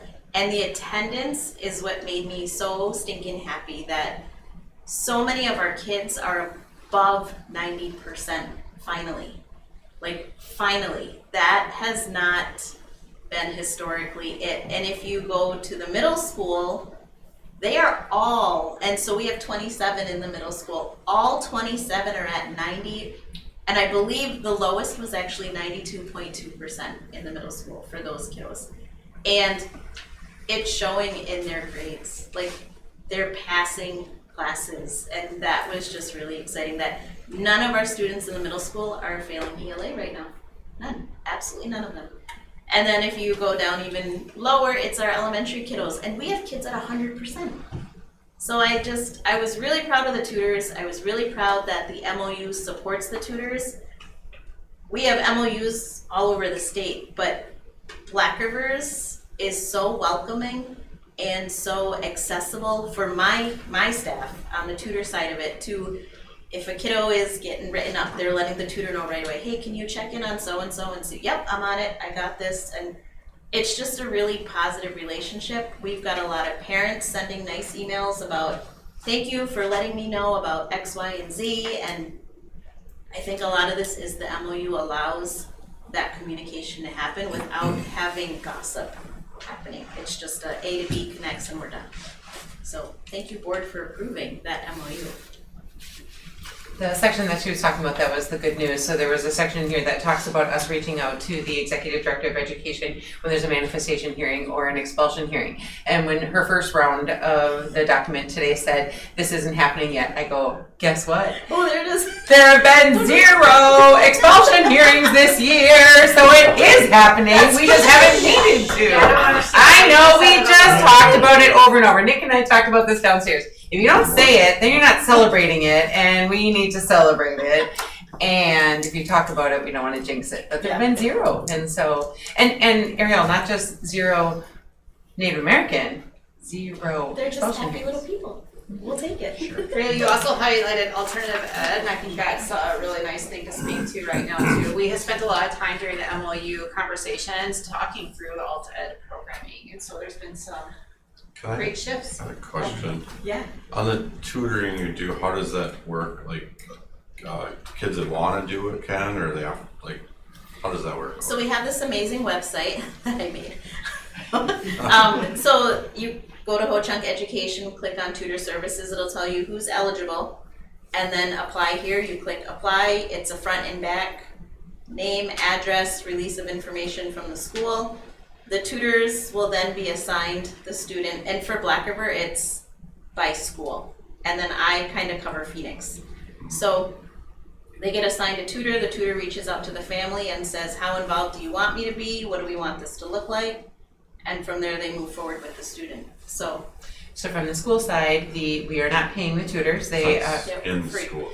Yep, they are employees of the Ho Chunk Nation, and we provide a space and we provide access to data. So for example, like our Canvas that parents can see grades, the tutor at the high school is assigned as an observer for all of the kids that we have a release of information on. So they get real-time information, same thing that the parents have access to, only we get that release of information signed. And so, and we used to be here with youth services years ago, and then there was this void for a long time. And so it's really exciting, and it's not that we don't also offer extra assistance and help.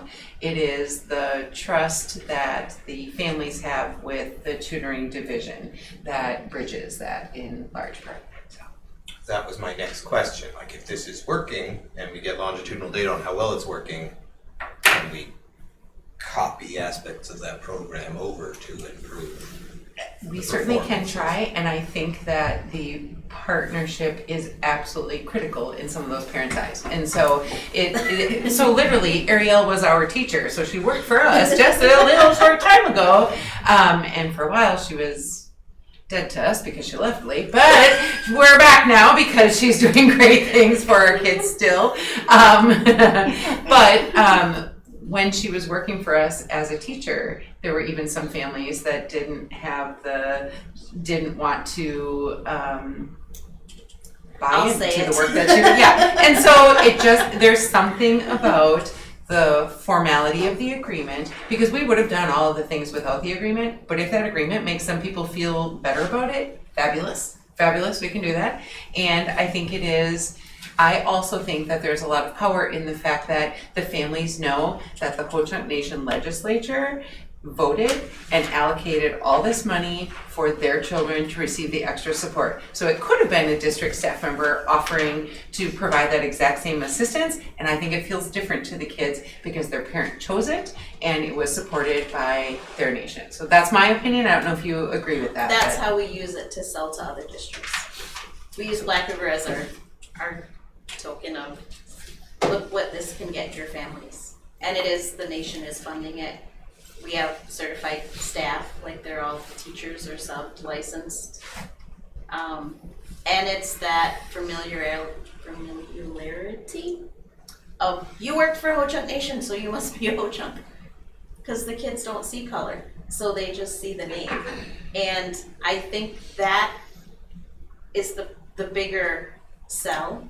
You don't work for the district, you work for the nation, so I trust you. Whatever floats your boat, because I worked for the district. But it's bridging. It's bridging, it right? is, yep. And it's my favorite part of the tutor's day is when they take the student to the teacher and teach how to have that conversation. Because it's not a us versus them. It's you, and you need to self-advocate in a respectful way, and that's what we do as a community. And I think hearing it from somebody who they know is going to tell their parents makes a very big, because every week their parents are getting an update on how school went and if there was any behaviors or what were the good things, and every week parents are getting an update. And signing their child up for the tutoring is a very concrete way for a parent to say to their child, I expect you to do well at school. I know you can, and here's some additional help. I expect you to do well. So just that act is already increasing their investment in the outcomes for their child. So I'm a big fan of getting as much mileage out of things that have been invested in as possible. It seems to me that there may be ways that we could help this that are free. by getting more information out about it, by touting it more often, whether it be in whatever, how would you recommend? There's only 4 tutors for 102 kids. I think we're good. We added them to our electronic enrollment system this year. So when a parent updated, this was the first year that they were included in that, and they have capacity concerns to some extent, right? So you don't want to spread the good word about how well the program is doing? So with this is our Tiger Tales, which is Title VI Waterford, a reading program. We were able to use Title VI funds to hire a Waterford teacher part-time.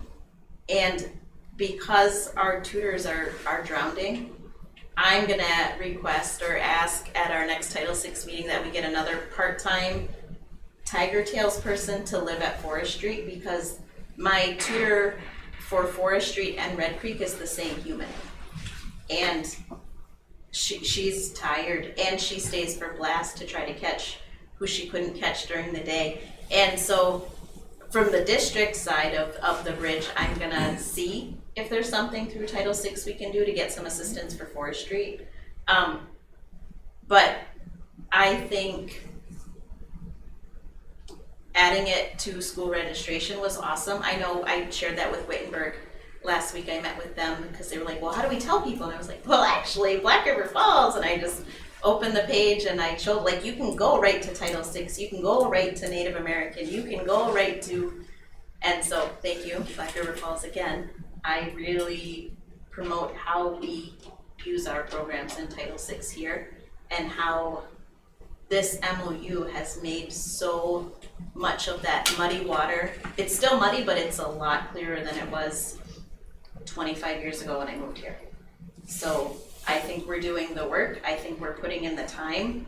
I appreciate, like, we had MOUs in the past, and then, like Shelley said, they just fell apart. They went away, and now they're back, and it's really strong. And to be able to go through section by section, that we are still upholding on both sides, upholding what we said we were going to do, is really valuable. I know I've asked this question before. Is there a sunset clause on this MOU? I think it's 5 years, and then, right? Maybe? I don't remember, but I'm writing it down right now. They're usually 1 5. year, this one could be 5. And how long did it take to get the MOU put together and? I feel like, isn't that part of the beautiful part of the process where you get to sit down and like reassess and like? This was pre my employment, Yeah. so maybe. We started it long Yeah. before it. When we first started meeting, it wasn't about an MOU. It was about how we can work together, and then it evolved into an MOU. So the only thing I say in my experience is this is the first year of the MOU. It's got a 5-year sunset clause. I'm hoping in a year or two people will already start thinking about. Actually, we just communicated this week about the group coming back together again next month. So. We're dedicated. What you were just saying about MOUs falling apart and rusting is what usually happens is somebody looks down and goes, oh, well, look at the time, it's 5 years, and then that's it, and a good thing is gone. And so if it's working, please, I hope on our end and I hope on the nation's end, people will get together and start keep this thing rolling. I hope so too. Thank you so much, Ariel. Did you have something to? Oh, sorry. I just, on the notes that Ariel did and added, are they in the drive? Now they are in Google Drive. Yes. Okay. Yep. Thank you. And so I didn't realize Ariel was A, I didn't know she reads the agenda when it goes out. B, I didn't know she was going to prepare notes. I didn't know any of these things until I got said notes today, which is fabulous. And then when she was here tonight, it was a perfect opportunity. So I really appreciate that. And I told her that the next time the quarterly meeting is on the agenda, I would email. So when I make the agenda 2 weeks early, I always email everyone that owes anything for the board packet, and I will add her to that list the next time so that it can hopefully go out to you in the same timeline as the rest of the packet stuff. But I don't get to give Ariel assignments, just to be clear, right? And my boss waits on them. So I can make requests, but I don't make assignments to you. I just put together basically that presentation, and I think that we covered the things that we've been talking about at meetings. So. I have a thing to bring up because I've heard about this over and over again, and you have covered it. But hypothetically, with the magic wand and the unlimited funding and whatever, if there was a whole second bus, would that solve the problem, or would even a second bus not solve the crowding problem? Because would you just have two buses going to the exact same place, or like what? How would one, with unlimited resources, how would one even And solve? that comes with this? humans to drive it. Yeah. How? Right? Okay, just to be clear. Complete fantasy land. How would one solve the bus conundrum? So I think there's a couple things at play. So the buses, every bus except the elementary bus that goes to, please help me if I'm incorrect, the bus that goes to San Pillow and the Mission, every other bus goes from the elementary to the middle school, parks and waits, and then middle school and high school kids get on it. Because that bus is already full before it gets there, it is much faster to take them right from the elementary and start heading out of town to take them home, so they don't have the added delay of sitting there waiting for middle school, high school to get out of school. We do a separate bus to San Pillow and the Mission that is just middle school, high school kids. The middle school, high school kids is less predictable because sometimes they all stay for sports, sometimes there's a cultural event that a bunch of kids decide to stay after school for, and so parents fill out the contract, and so we staff it and route it as if all those kids are riding, but very seldom do they all ride. So when the first complaint came to me, I was like, oh, are we at a lull between fall sports and winter sports, and all the kids rode for a night, and we were overcrowded, there was kids on the floor and stuff, and Christy watched film and she said, no. She asked the driver, no, there was never kids that had to stand there. And some of the parents who asked me, they're like, do you expect 3 high school students to sit in a seat? And Christy said, no, she expects 2 high school students in most seats and a few seats where there might be 3 people in it. But it just simply didn't happen that there was kids on the floor and standing multiple times. It just didn't happen. And that is really hard to combat when people are so convinced that it has happened. So what would we do differently? The elementary bus is full and behaviors are a challenge. We have sometimes put an aide on that bus to ride as well to help another set of eyes on the bus as it's going. We don't have an aide that can do it every day, but we do it kind of intermittently. The bus drivers have told us they don't necessarily need assistance in the morning. Everyone's way too tired to act up, but on the way home they would appreciate an extra set of eyes. So would we run a second route? Probably not a full one. We probably would break off so that we broke San Pillow and the Mission separately and they had to do other routes around them is probably what we would end up doing, because even if we have all the money, is it responsible to run 2 half-full buses? I don't know that. So an aide on the bus would be the first ask, Yep. long before Yep. additional bus. Correct. And is Correct. that something that's possible? With appropriate staffing levels, yes. So to be honest, that is something that we've talked about with our whole transportation a funding for the referendum idea. When we talked to the drivers, what did we say, like maybe 5 nighttime aids, and they think it would significantly impact many of the route, or those 5 routes. There was several drivers that are like, I just don't have problems, I'm not worried about it at all. And Christy can concur that they don't have problems on the route, but maybe 5 to 6 aides that could ride routes regularly would make a big difference. That means we're taking those aides from supporting in classrooms because we're adding another hour and 45 to 2 hours at the end of their day. So it comes at a trade-off that way. But if we want to talk about attendance, we've got big, very potentially difficult or stressful bus rides. Yeah. I think that aides on the buses could help attendance. I think if morning routes were a bigger problem, I would make that leap much more quickly. Yeah. But I agree, there are kids, when they get off the bus at the end of the day, they can't feel great about that ride they just had, right? It's a K-12 environment, and we don't do that anywhere else in our system, and one person who is also driving the bus. So there's no doubt that it is way more experiences than our kids need to wind up their day, so. Anything else about the MOU? Board questions or anything? I have like kind of a question, I guess. So it sounds like this is a positive thing, you know, the attendance is better, the grades are better, passing and stuff. Do you feel that there is more like Ho-Chunk kids that should be taking advantage of this? Absolutely. that aren't, you know, Yep, but it's their choice.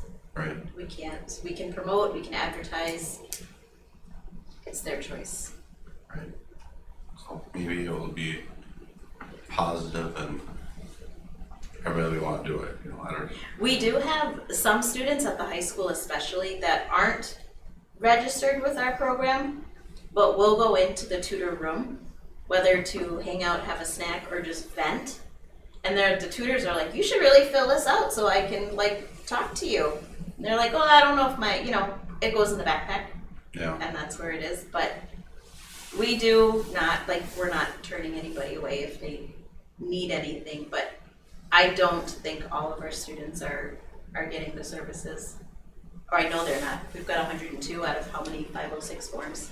Because we do, anybody with a 506 form is eligible for tutoring, not just Ho-Chunk enrolled.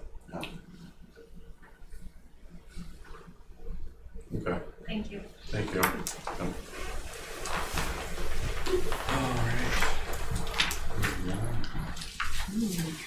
the line. So the 6.4.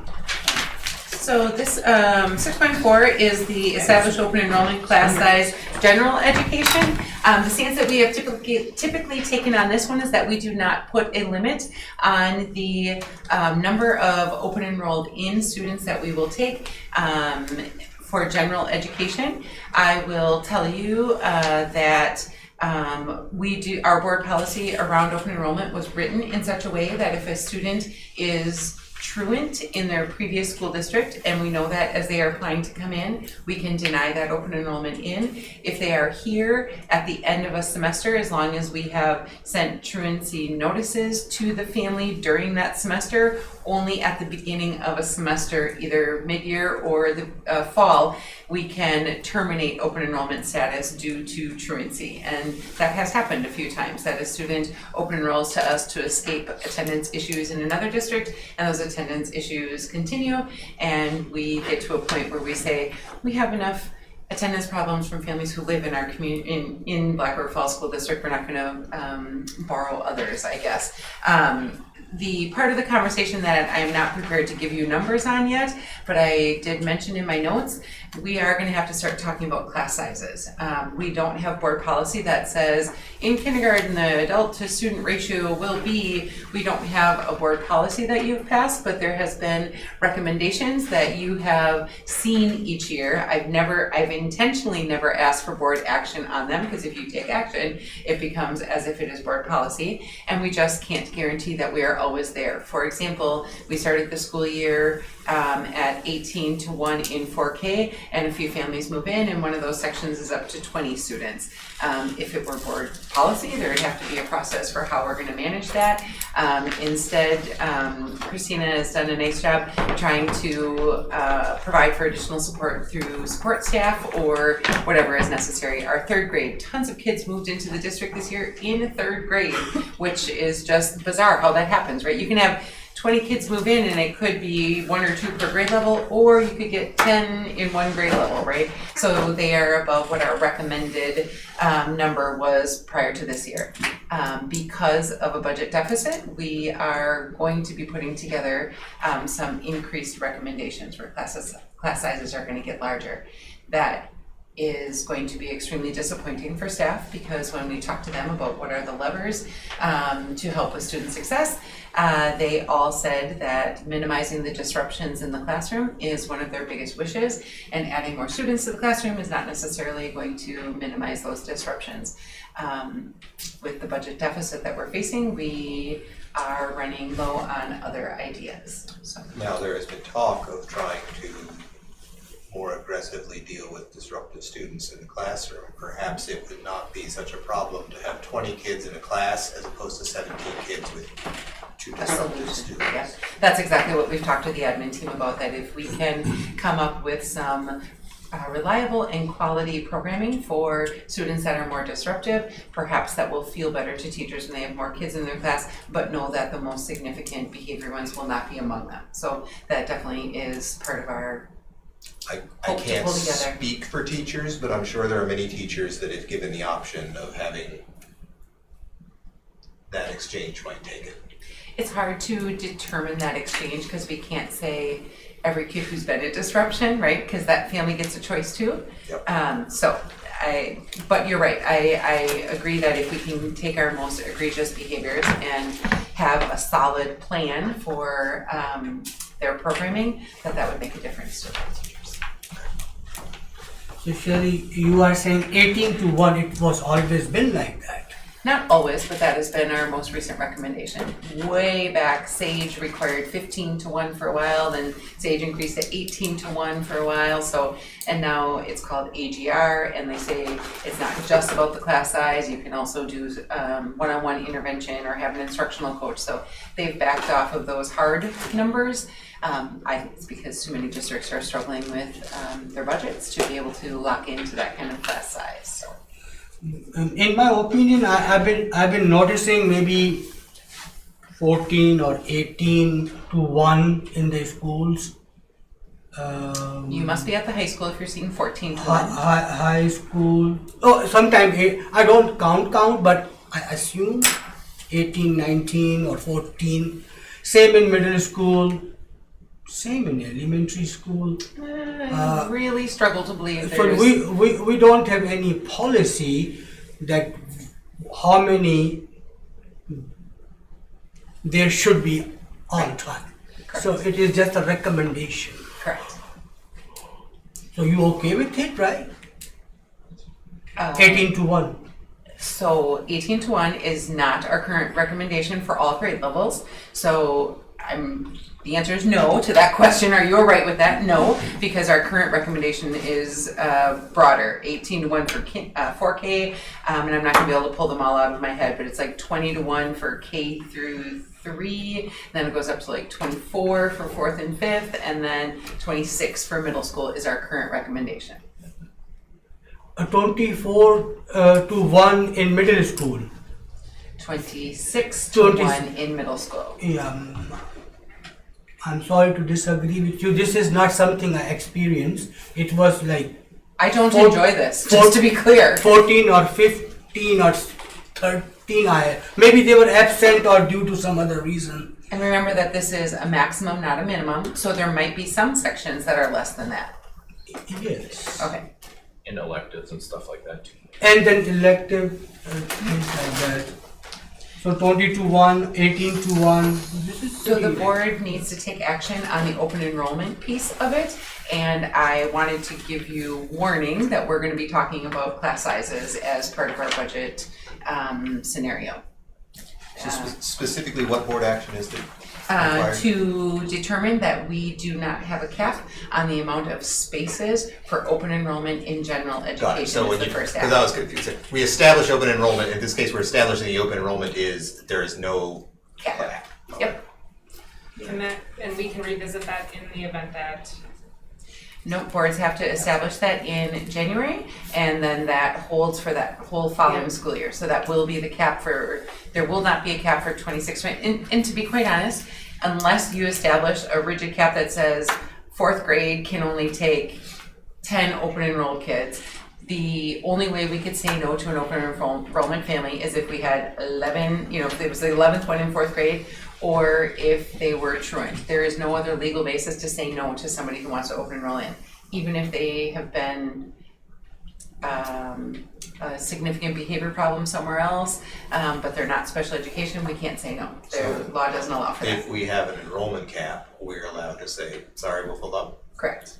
But it would have to be that prescriptive by grade level, and that is almost impossible for us to recommend at this time. So we just say, because of the increase payment that exchanges hands with open enrollment, we will take the students because we are reimbursed their aid money when they come to us. So we have more open enrolling out than we have coming in. Dramatically. We need to level that, or the money's going to become a bigger challenge. Correct. So we shouldn't have it, in my opinion. So can we just go with the standing? She's trying to answer the question quickly. Just the percentages between kids that open enrolled in I don't with have the IEPs. Oh. I mean, versus non. So that is our next item, is special education open enrollment. That's a separate action. Would it be okay if we wrap this part up and then we can dive into that? Absolutely. Okay, perfect. So I'm gonna make a motion to not cap open enrollment. I make a motion to not cap the open enrollment. I for second it. 26, 27. That's okay, we'll go over there. For general education. I second Alright, it. we have a For motion. general education, yes. Alright, we have a motion and a second, any debate? Seeing none, all in favor, signify by saying aye. Aye. All opposed? Motion passes. So now you are a student with a disability, you have an IEP, and you want to open enroll to another system. Melanie's going to talk us through how we determine those numbers, but I will tell you, just because a student has an IEP does not mean we can just say no. We have to request that IEP from whatever district that student is currently attending, and we have to look at it and see if we have space for the specific services that are called for in that IEP. Take it away, Melanie. So the process for determining open enrollment for special education, I'm going to walk you through what I did to determine how we determine how many seats we have. So first we look at open enrollment seats through general education. So there's not a cap established, so therefore we have open seats in all of our grade levels. The next step is looking at our special education students at each grade level and looking at case sizes. So that feeds into 3, and we look at what the projected, what the ideal caseloads are for each of our grade level bands, I'll say. So for early childhood and 4K, what we use for caseload recommendations is 10, Forest Street is 12, for K1, Red Creek 16, middle school 18, and high school 18. And then based off of that, we look at our staffing needs as well. So we look at not only our special education teachers, but our SLPs, we look at our occupational therapists and our school psychs who have to run all of the evaluations. If you go into the second page, so just based off of seats alone, I was able to determine that I only have seats open at middle school and high school for next year. And then for early childhood, we are full. And then the rest of this, when we look at who we're going to accept, what services we're going to accept, the law says that we can't just say, you have this label, we're going to deny it. That is illegal to do. However, if we are contracting with CISA-4, for example, and paying for services, or we're contracting with an agency, we have a right to deny those services because we're paying extra. We don't have a staff member on site to pay for or to deliver those services. So the rest of this sheet are those services outlined. So we're going to deny any students that come in that require orientation and mobility because that is contracted through CISA-4, as well as physical therapy services. The next one is for teacher of the visually impaired or deaf and hard of hearing or educational audiology, because again, those are all coming from CISA-4 and are contracted on a student by student need. And then the next one is any students with a disability related need requiring one-on-one or adult aid support, because our aid support right now is tight and we're not looking to hire any more staffing for a new student that's open enrolling. And then the last one is, this is kind of, we see this coming into IEPs as students who are requiring crisis intervention for lagging skills. This is students with big explosive behaviors and that they need a significant amount of adult support to help de-escalate them. So those are the reasons that when we screen open enrollment requests for students with IEPs, we'll be denying those ones. And so just to recap, we're saying that at Forest Street and Red Creek, the caseload recommendations and their current levels of staffing do not give us any room for new students. And at middle school and high school, the caseloads and our staffing levels do provide an opportunity for students to come in, but these specific programs, we have zero room in. A student comes in with a speech and language need and they are a high school student, we do have room for that to happen, right? So that's how that would play out in real life.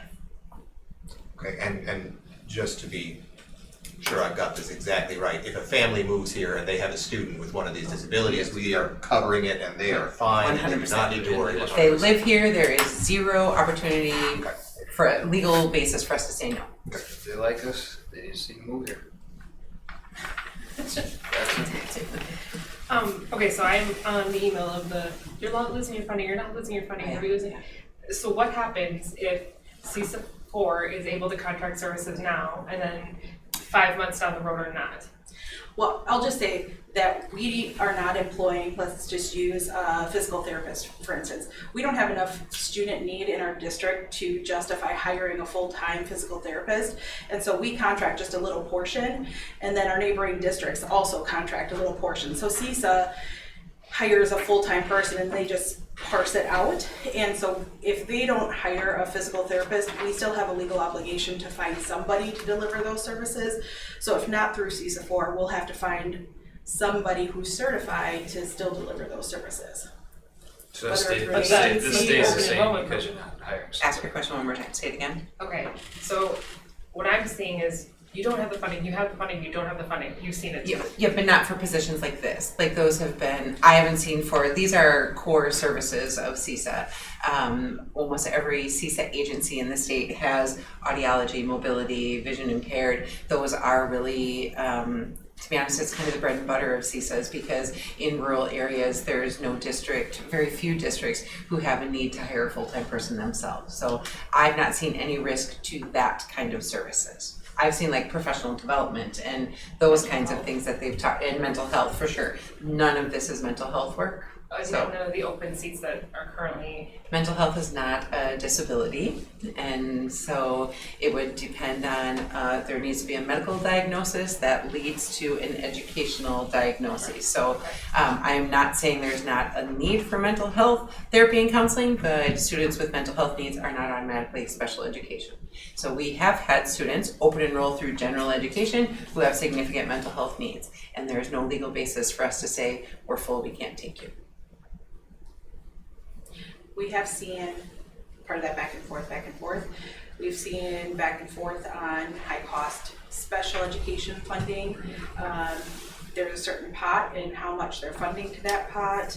Like there's been shifts with that, and then how much that percentage, right, that we've talked about a little bit about tonight, that's really been at the heart of a lot of conversations. So let me see if I can pull it out again. So when you are sharing a speech therapist from one district and then another district, let's say a center.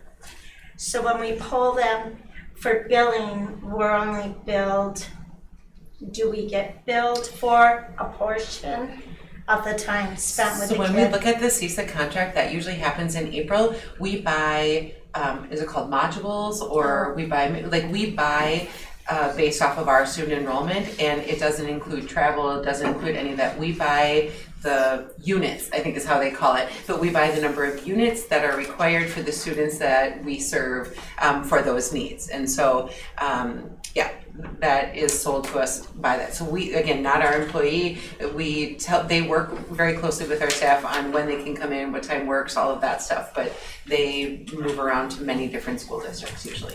And of course, if we have a student that's ours that comes in and needs more services, then he'll buy send us more a new and units. updated bill.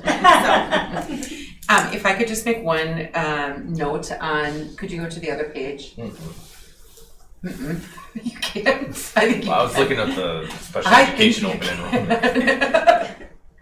I would just like to recommend on number 3, determine caseload. I'd like to take out the word limits and say recommendations, because it is possible that during the course of the school year, more kids move into a grade level, and we wouldn't want to say we have a limit, therefore we must hire another teacher midstream. So whoever makes the motion, I would greatly appreciate it if in line number 3, you would say determine caseload recommendation as opposed to limit. Sorry, I didn't catch that sooner. So I'll make the motion. Do you want me to read that whole thing? Okay. Determine caseload, what did you want me to use instead of? Recommendations. Recommendations for each teacher at each building. Early childhood for K-10, Forest Street 12, Red Creek 16, middle school 18, and high school 18.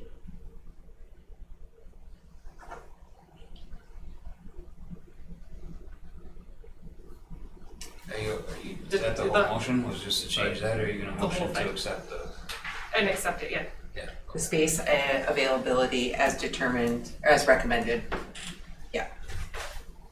I need a second. Yeah, I'll second it. Okay, have a motion, second, any debate? Yeah. None? Yes? No? Bring it to me. I'm a Okay. yeah, I'm a yeah. Okay, let's vote I'm then. lagging behind. All in favor, signify by saying aye. Aye. All opposed? Motion passes. Thank you, Melanie. I think I fell asleep. Moving on to 6.6, WSB resolutions. Let's see, we have some delegates going tomorrow. The delegate assembly is, the practice run or information is Tuesday night, and the real thing is on Wednesday.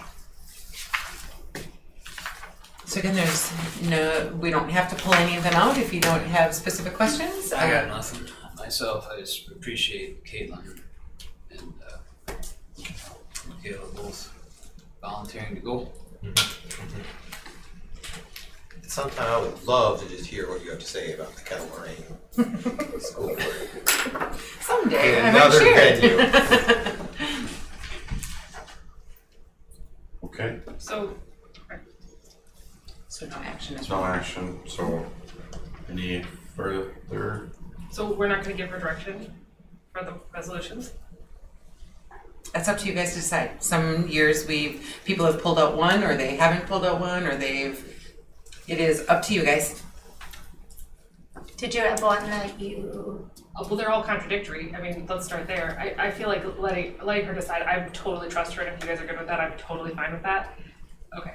That was my take. We trusted you last year. Because Yeah, they're competing ones, effectively. They're You have one on extremely- side A and one on Yes. side B of every single issue all the way Yeah, down. the okay, list. I just, and her. And these are not passing them into law. They Yeah, are just they're saying that we're just- gonna continue to advocate for them, so. Most of these will die, a slow painful death, but some will live on. Now, once we have a legislative advocacy committee. We're done. Talk about what we can do.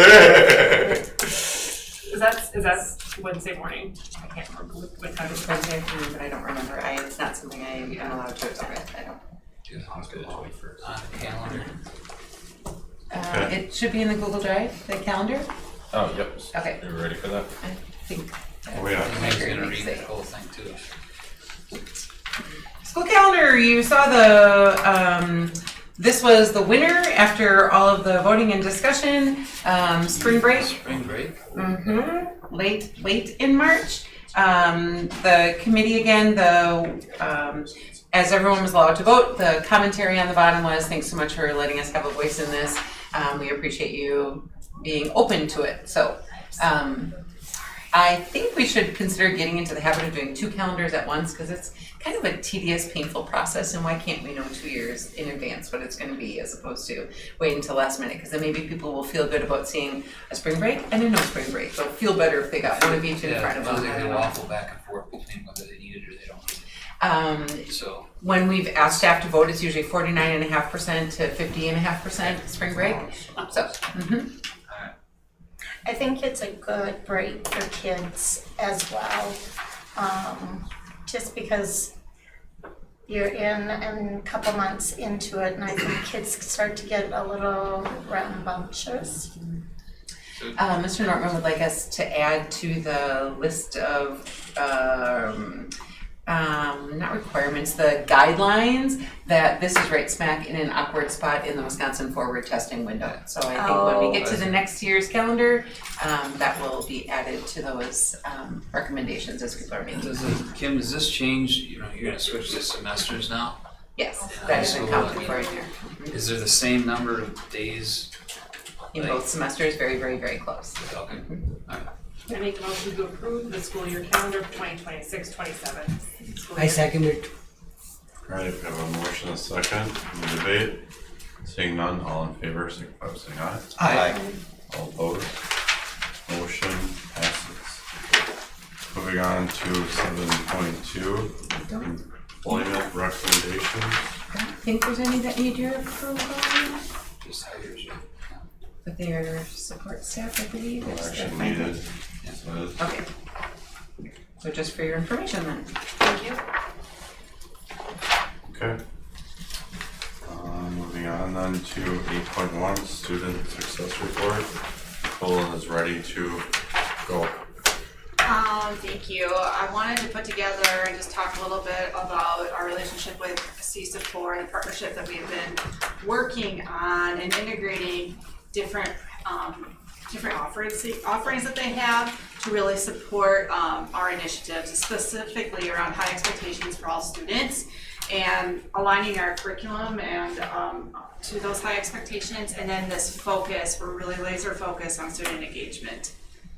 So then the next slide, this was just the primary graphic that I just wanted to use to talk about this piece. So for many years now, since I've been in the district, this district has been talking about grade 8 strategies that are highly research-based strategies that help support things like student engagement. And those are the practices that educators use and can use effectively to help all students. So that's always, it's something that we interweave in all of our work that we do. So we're not starting new initiatives and we're not bringing in new ideas all the time, but we're continually working through these really core practices as our major lever for how we get at instruction and improvement in instructional practice. Then on the top right, there is a graphic, and that symbolizes our focus on instruction. So we've been doing a lot of curriculum work in this district. So it's really apparent when you hear teachers come in and they talk about their guarantees that they've been really digging into what the standards are and what they mean and what it means to access those standards at a high level. And so we are marrying these two ideas of all of this work of really knowing with that laser focus what it is that we are teaching in each of our core areas with the practices that we know are the most effective to reach the most students. And so what I'm talking about then isn't new. This is work that's been ongoing and ongoing for years, and then it's all about how we continue the momentum forward, like keep laser refining and getting better at the work so that we're reaching all students. And that's where this partnership with CSUP4 has come in, and we are working with them in 3 different areas or 3 different offerings that they have, and it's really kind of a nice packaging because we get some free work from them because of the way we put it together. So on the left we have the assessment project, and I'll talk a little bit more about what that entails. The assessment project dovetails perfectly with both the grade 8 and what we're talking about focus on instruction, because it really narrows in about how it is that we assess standards, and that assessment's at the end, so we really got to know what it is that we're assessing, what we're doing, and what are those practices that are going to get us there. We also purchase coaching from CSUP4. You might hear us talking about Brittany or Chelsea or some of the other ladies that work with us. We've been working with them for several years. Chelsea really started in the middle school, and that middle school team really bought into what she was selling. And it's the teachers that do the work, but she definitely helped that process. And that's a large part because of the way Dan has pulled her in and really supported that. So it's this whole connecting of that admin support, having coaches, and then it's her coming in and coaching and our instructional coach being there and then continuing to carry that message when they're not here. We've realized that worked, and we've been expanding that out to other buildings. So we have Chelsea, for example, she comes twice a month, once for the secondary and once for the elementary. We're still trying to work out the best way of her getting to everybody. Everybody wants her, and she's one person. And so like trying to get her where she needs to go is tough. And there's I would say from talking to different teams, there's varying degrees of accepting that she's selling, right? So it's also an ongoing relationship. It takes time for teachers to really see how the work that she's talking about applies in their context. So it takes time, and it takes overtime to get this to work. The other area that we're talking about is lift-offs. And lift-offs is a major, I would say, it's a large initiative in our area of the state. So the CISA ladies are working with many different school districts throughout our area, and it started off like being kind of like the synonymous with using AI, but it's so much more than that. And so when I talk about liftoffs, what I really want to think about is innovation. And innovation for in ways that we can be engaging, like use our grade A practices in order to implement high quality instruction, like on the top right. So liftoffs is allowing us to have pilot classrooms and really thinking about how teachers can innovate and do things in different ways to really get their content across to their students, and that, you know, keeping in mind that we're staying at this high level of expectation, those safeguards that are put in place by our focus on instruction, and what we know our grade A practices are important. So I just wanted to really, the main point is talking to you about all this because this is how one of the things that we really put some funding towards as far as the curriculum instruction budget. It is my fantasy island, Alex, to continue supporting this and in more ways. So like for instance, Liftoffs is like this whole innovative initiative, right? And we know that there are different classrooms throughout our region doing different things. So I'd love to be able to send more teachers, and we've talked about ways of doing this, sending a first grade teacher into another classroom in another district and seeing some of the things that they're doing to innovate and really learning from each other in that way. And so with that, I just would like to have the board really think about our teachers are our experts and allowing for them, giving them guidance that we have expectations, but our teachers are the ones that best know how to get that curriculum to the students. And so having this permission to innovate, but with guardrails, is kind of like the big idea of what we're trying to do with moving forward in our cycles. So I don't know, I think I just stayed on this page, so I think this kind of demonstrates all of it. There's more detail throughout the presentation that talks a little bit more like how many teachers we have going to the assessment project, and a little bit more of information from the beginning of the year that we had on liftoffs. Also, just for your knowledge, on January, we started the year with presentations from that liftoffs group from CISA 4 at our launch. And then at our next professional development day, we're bringing everyone back together again. We're talking more about this idea around how can we best support the students in front of us in the most engaging ways possible. So, Nicole, is any of the funding associated with what we're purchasing through CISA 4 at risk right now, based on where we sit budget-wise? So some of the title funds have been in jeopardy, but they're smaller pots, right? Title 4A, help me out, budget spenders. Title 4A. But I think it's like 30,000, Right. and that's money, don't get me wrong, but it's not like one of our significant chunks of money. We don't use those fundings to purchase these things, if that's. But that's PD kind of money is what I'm thinking of. And so I don't think any of that work is really been in jeopardy because we put in, unless we decide how we are going to prioritize our money, is really. Is this the project that they're partnering with SONA Chicago for? So Liftoffs has gotten a lot of national partners recently. I'm not positive Chicago, but they certainly are getting an awful lot of traction and attention for their work. The assessment project initiative from DPI is where that originated, and it's all free to us. And so that's also good news. And it comes with not only the professional development down at CISA 4 in different areas, but it also allows for coaching to come to us for free, which is exciting. I would say over the last 5 years, CISA has really gradually increased the amount of, instead of just sending people there, you send people there and then they come and watch how those teachers are implementing it in their classrooms, which is really where the rubber hits the road. So I really appreciate that process. Any questions for Nicole? Do you feel that any of the stuff that we're doing with this is setting us apart as a district? I mean, the feedback that you get from the faculty and the fact that they want to be here and how they are we doing things that other districts aren't doing that helps us with retention because of this, or is this like Dan, every district? could I call on you to talk just a little bit about 8th grade science and your observations around that? And so the question that he just asked was, is any of this work that we were doing around any of these projects the difference maker of how we are doing things different than some other schools, and it could help us to retain some of our staff? Would you step up, and could you step up so everyone can hear you?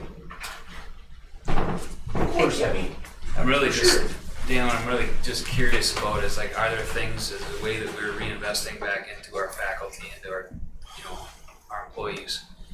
Is it some of this is this the thing that is drawing them to want to be here, to stay here longer? For sure. I think it's bringing some of the fun back to teaching. The students are engaging in it, so it's easier for the teachers to run the classroom, right? It might be a little more work to set stuff up, but when students are more engaged, there's less behavior, it's more enjoyable. We're also seeing some results, right? Some of the things that the students are learning, the data shows that it's working, and that's also exciting for teachers. So the more successful we are, the less behaviors there are, the more retention I think we're gonna have.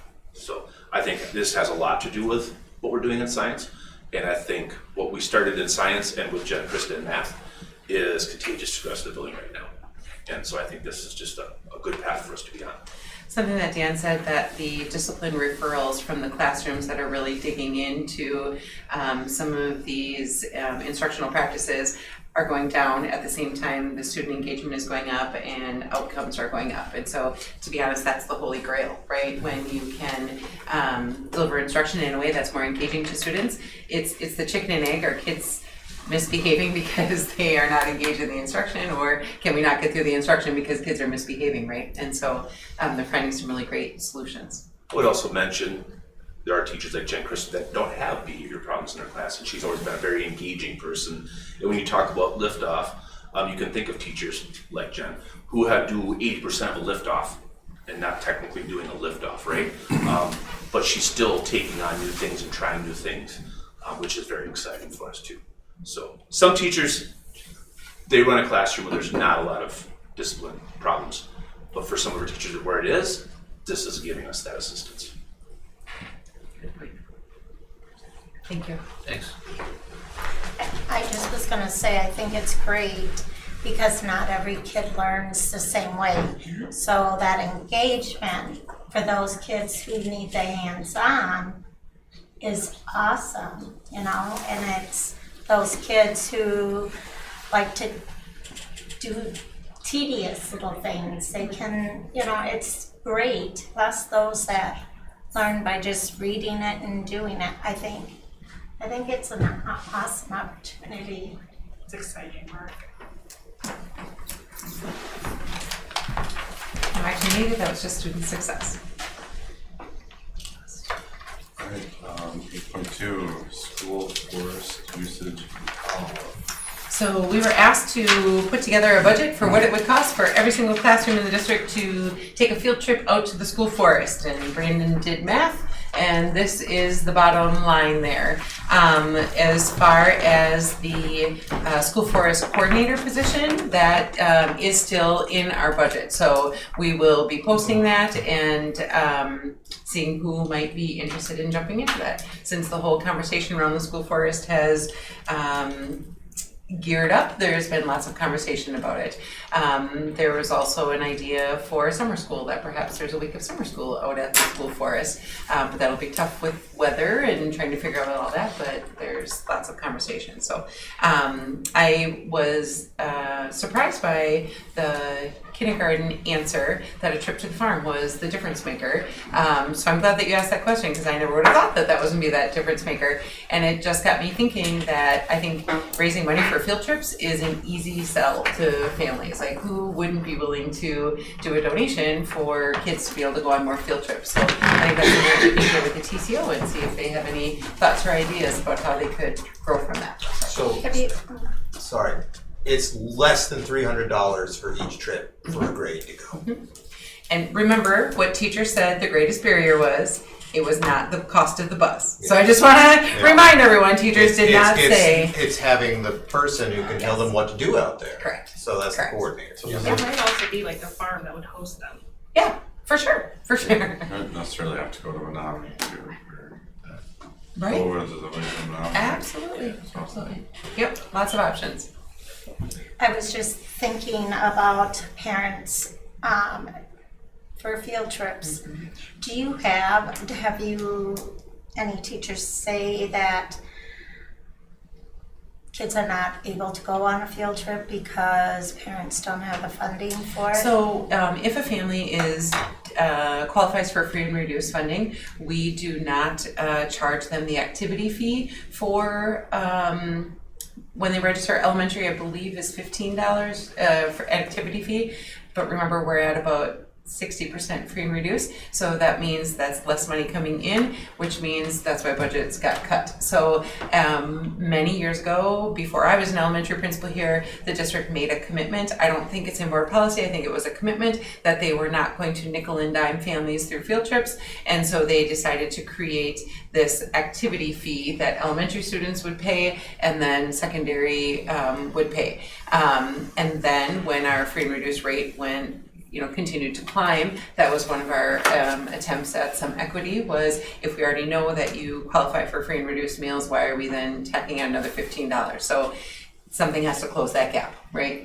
So we would never take a trip in which students had to pay. I can think of like 8th grade does they used to do a theater trip up in Minneapolis, and it was clear on all of the documentation that went out that it was a pricey ticket, and if you had any problem purchasing or needed any assistance, please contact either your teacher. But that's a step, right? That's something that they have to do and admit that they don't have it, all of those things. So I'm just wondering about some field trip accounts that just live separate from the rest of the budget, because right now the buildings get that activity account and that's their field trip accounts. And so as those keep shrinking because we're charging fewer and fewer people, that means that those things shrink. I think you have sportsmen's clubs and things like that that would easily cover the gap for stuff like this if it was out there that there was one. Yeah. There's a difference between kids getting in the woods and not. That's a great idea. I know the 3rd grade, I mean, don't they have, they do all the, like, they have trapper, they have people doing furs and stuff like that out there. We already got people interested in helping out with stuff like that. There's quite a few field trips that each grade level does each year. 4th grade, you heard Mary Danielson talk about going to the Capitol. That's been happening for years. They do the Wisconsin Historical Society and the Capitol, for grade. 3rd grade goes to Cave Mountains. So I don't know, does it make sense for like the high school kids to go as a class, or is it like, Not is this like maybe like This a was biology class? Yes, or- correct. This was just for financial, Right. but we would never say all freshmen are going to the forest today. Yeah, no, the goal would be to try to create, if not a policy, at least a precedent that we should expect somewhere in the curriculum, whether it be a biology class or an art class, someone's getting out there this year in each given grade. And given that we bothered to bug the entire staff about this, and they all said, we want to do this, we'd like to see this. And given its expense, I would like to consider. Well, if it was one bus, that would be. I mean, there's whole curriculums around like outdoor learning. Absolutely. Range. There's sign, no doubt. 40 below. I would like to propose that we put together, and maybe the verbiage is difficult to do today, but put together the concept that, at each grade, we're gonna take a trip to the forest in some class somehow. This is something that the board, you can vote against this if you don't think so, we'd have to vote it in, but thinks is a cost-effective use of our resources that will have educational benefits for students and make use of resources that we have available that are unique to this district. I can work on some wording if that was a motion and a second. What I'm hearing is that the expectation is really what you're talking about, setting an expectation from the board for the level of engagement with the school forest. Would you prefer that than us to make a formal motion to mandate the use of the forest? Yes, I would always opt for flexibility as opposed to mandates, but Then I would like to strongly recommend that we attach. I'd also just like to strongly say we support them in that effort. Yep. Right. Yep. And maybe encourage is the word you're looking for. I can say recommend. He's You can take my recommendation and throw it out the window, but yes, I mean, it matters to me. I think it's important. I don't want to lock the school into something where some year they're like, well, 11th grade just doesn't know what the heck to do with forest this year, you know, whatever it might be. But we need to use the thing. Shelley, sorry, I didn't mean to call myself third person. I am putting by future agenda item notification, Shelley will draft language for next meeting, and then you can take action on that drafted language. I would like that very much. Okay. Does that include mandating you talk in the third person for school? I really hope not. Okay, sounds like moving on then to 8.3. I just have a quick update about the Human Growth and Development Committee. We met on the 12th and talked through the recommendations for Human Growth and Development, and had a really nice discussion, but the committee wanted more time to review the materials. One of the asks is that we're proposing working with Children's of Wisconsin as an outside presenter, so that we would have them as a resource there for students and our teacher in that room together. So we had a lot of discussion around that, and not as much about the resources that we are talking about using. We had a large turnout, and we had just the right ratio per state law. So that's gonna be something we'll have to figure out. That's exactly right now. And so if some people can't make it, maybe I'm just not part of the voting committee or something like that. Our school board members might not vote, and then I think we'll be okay then. Do you have anything you want to share from? No, I thought it was a great conversation. A lot of input was given from individuals, and yeah. Good. I specified to Nicole just that after hearing about the conversation that the committee's work is to determine what the curriculum is, not who's teaching it. So I just reiterated that because Children's is the group that currently has some training on that. The group's task is curricular units and what topics are taught at what levels. I'm glad there was good engagement. That surprises me, what is the percentage of school staff? Because that looks like a lot of community members. What's allowable? 20%. Okay. I'm so glad. Well, I should never say a number out loud without going back and looking at it, but it's like around. So there's gonna be another member and then another meeting. Yes. And then hopefully one more meeting. Yeah, hopefully one more meeting. We set up a series, there's 3 nights starting Wednesday and Thursday of this week and next Wednesday for viewing materials for those that can't get to them online, like if they can't get the links to work. So they'll be able to come in to the district's office and view those materials. We have people signed up already. And then it's like that first week in February. We're meeting again to February 3rd. Great.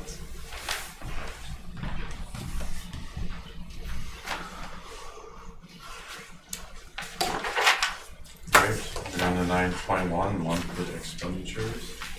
So you have the big packet, but this is a summary of expenditures through December, since January. So these are December's expenditures.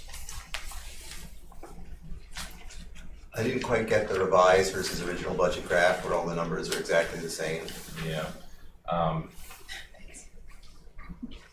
So the revisions that we'll show usually are come in February if there's anything different. So that will auto-populate in February, it just hasn't done anything yet. I believe so. This is a CISA 5 platform template, so I'm hoping everything does that. So should we wait and see if it does that before we approve? You have to approve expenditures monthly. The rest of this is extraneous information. This is just the graphs that we get from Yeah. us. Okay, The- great. I mean, the real thing you're approving is the- expenditures, I approved the graphs. I was like, I don't understand what's different, so.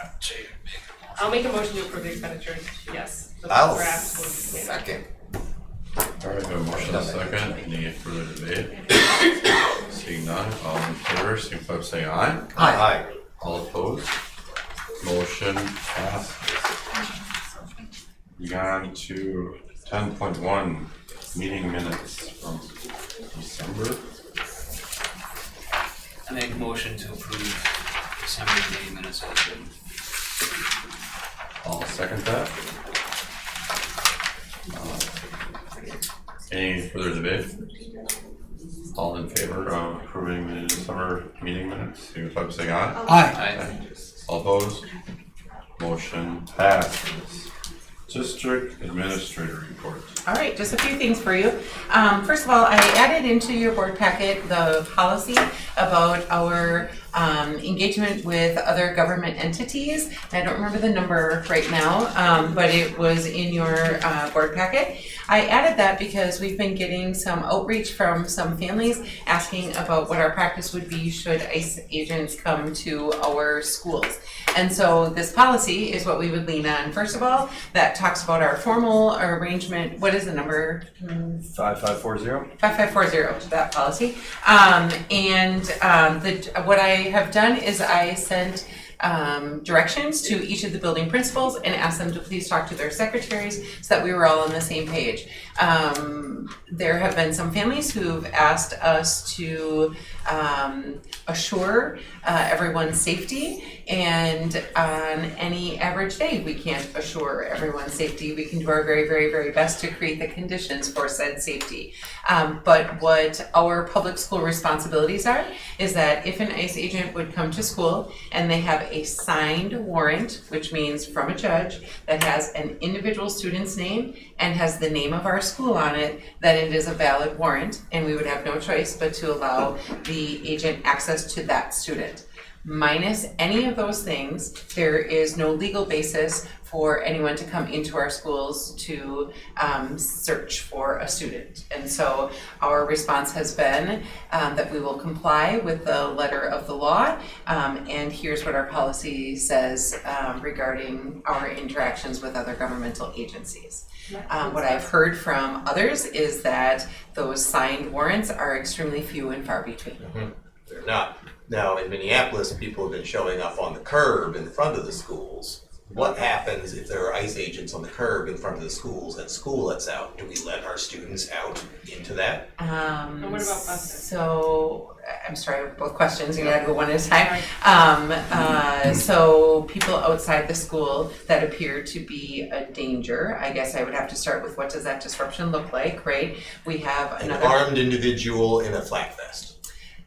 We would not release students if there was somebody that we did not recognize as local law enforcement. We would call our local law enforcement and say, can you please come and tell us what is happening here? So we would rely on our local partners before we would do something like that. Your question was a bus? Yeah, and I suppose, like, do we know what local law enforcement's policy would then be for that said individual? I don't know that. I believe, so if there is somebody brandishing a weapon outside our school, we're not releasing students. We are keeping students in and we are calling law enforcement, right? And so then it is us keeping all students safe until there is a clear path of safe release, if that makes sense. And then you asked what if they were already on the buses and our bus got pulled over. I would think that our driver would do the same thing by what the directions each of the principals got is basically you call me immediately and we call our attorney and make sure we are following the letter of the law. And so I haven't thought about our bus drivers, but I will communicate with Christy and make sure they have the same directions that the principals all have. All the principals have talked to their secretaries, so there is a common response in any of our buildings. I appreciate you bringing this up. I know I mentioned this, half a year ago when it was a little more hypothetical. I just know it's gotten very real to a lot of people. People know people in Minneapolis, people work in Minneapolis, people are getting a little bit spooked. We've, many of our principals have gotten outreach from families over the weekend specifically. And so we've answered repeatedly with a signed warrant with a specific student name and a specific school name is lawful and we will not interfere with the law. Anything less than a signed warrant with our school name and an individual student name, which is a student in our school, and then we would call local law enforcement because that person would not be lawfully removing a student from school. So I just wanted you all to know what our response has been. If I'm hearing about it from parents, I assume that you may also be hearing about it from parents. Very good. I like it. Okay. I wanted to let you know, I feel like I told you in something, but I don't remember how I communicated it, so maybe it was an email. When the closing of the nomination period, there are 4 people running for 2 seats on the board. So Iftikhar and Jeanette are both running for re-election, and Jesse Sousa is going to be on the ballot, and Adam Bantel is going to be on the ballot. I'm kind of excited. That means we don't have to have a primary, because I feel like when we have to have a primary, it just drags out all of the process. And so 4 people for 2 seats. There could be some people who register as a write-in candidate, but we are unaware of any of those people right now. So wanted you all to know that. I'm sorry. What do they have to do? The write-in? They have to come and tell you that they are officially registering as a write-in candidate. But their name won't be on the ballot. Right. People would have to So like know. the January, whatever day is to be on the ballot. Correct. Yep. They could do it later on and not be on the ballot. Correct. Yep. So they could put signs all over. They could, but then at the polls, people would need to spell their name exactly correct and those kinds of things for it to count. I ran 3 times right in. And if they had to spell your name accurately, I bet that was a challenge for you right out of the gate. That's the only reason you weren't elected, right? They And I couldn't spell. did win the write-in. Only one, then I finally lost it. General election I lost it against Brenda. That was a long time ago. Not that you're bitter, right? Oh, impossible. This is a thankless job. The other thing I wanted you to know about, I included in your packet a letter from Dan Rossmiller. He is the executive director of WASB, and I just really appreciated how he talked about why everyone's property tax bill was so shocking for them. And so I wrote my last Spotlight on Schools about that same topic. It was an intentional legislative move that 325 that we get every single year, and every year up until now, state aid has bridged that. This year they said local property tax is going to pay all of that. And so that is not new money for the school to spend. That is not like we have done anything to create that. That was a legislative move that our aid did not keep pace with the revenue limit increase that we received. So just wanted you to know, and I thought Dan Rossmiller did a really nice job explaining it in his document that was included in the packet. Any questions about that? All right, that is it for my update. I think the community too probably would love some communication on how to like be engaging with that information. So Brandon is working on a letter for the Tiger Tribune that is going out to talk about local property tax and how that. Very closely to Dan's article.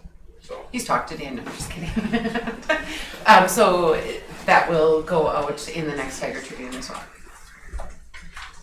Because it was sticker shock for everyone. And so on top of that, everybody's assessed value went up as well. And so it was a double whammy for a lot of people.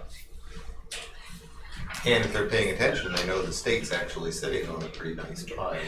Which I keep advocating that would be great to supplement for special ed funding for the rest of the state.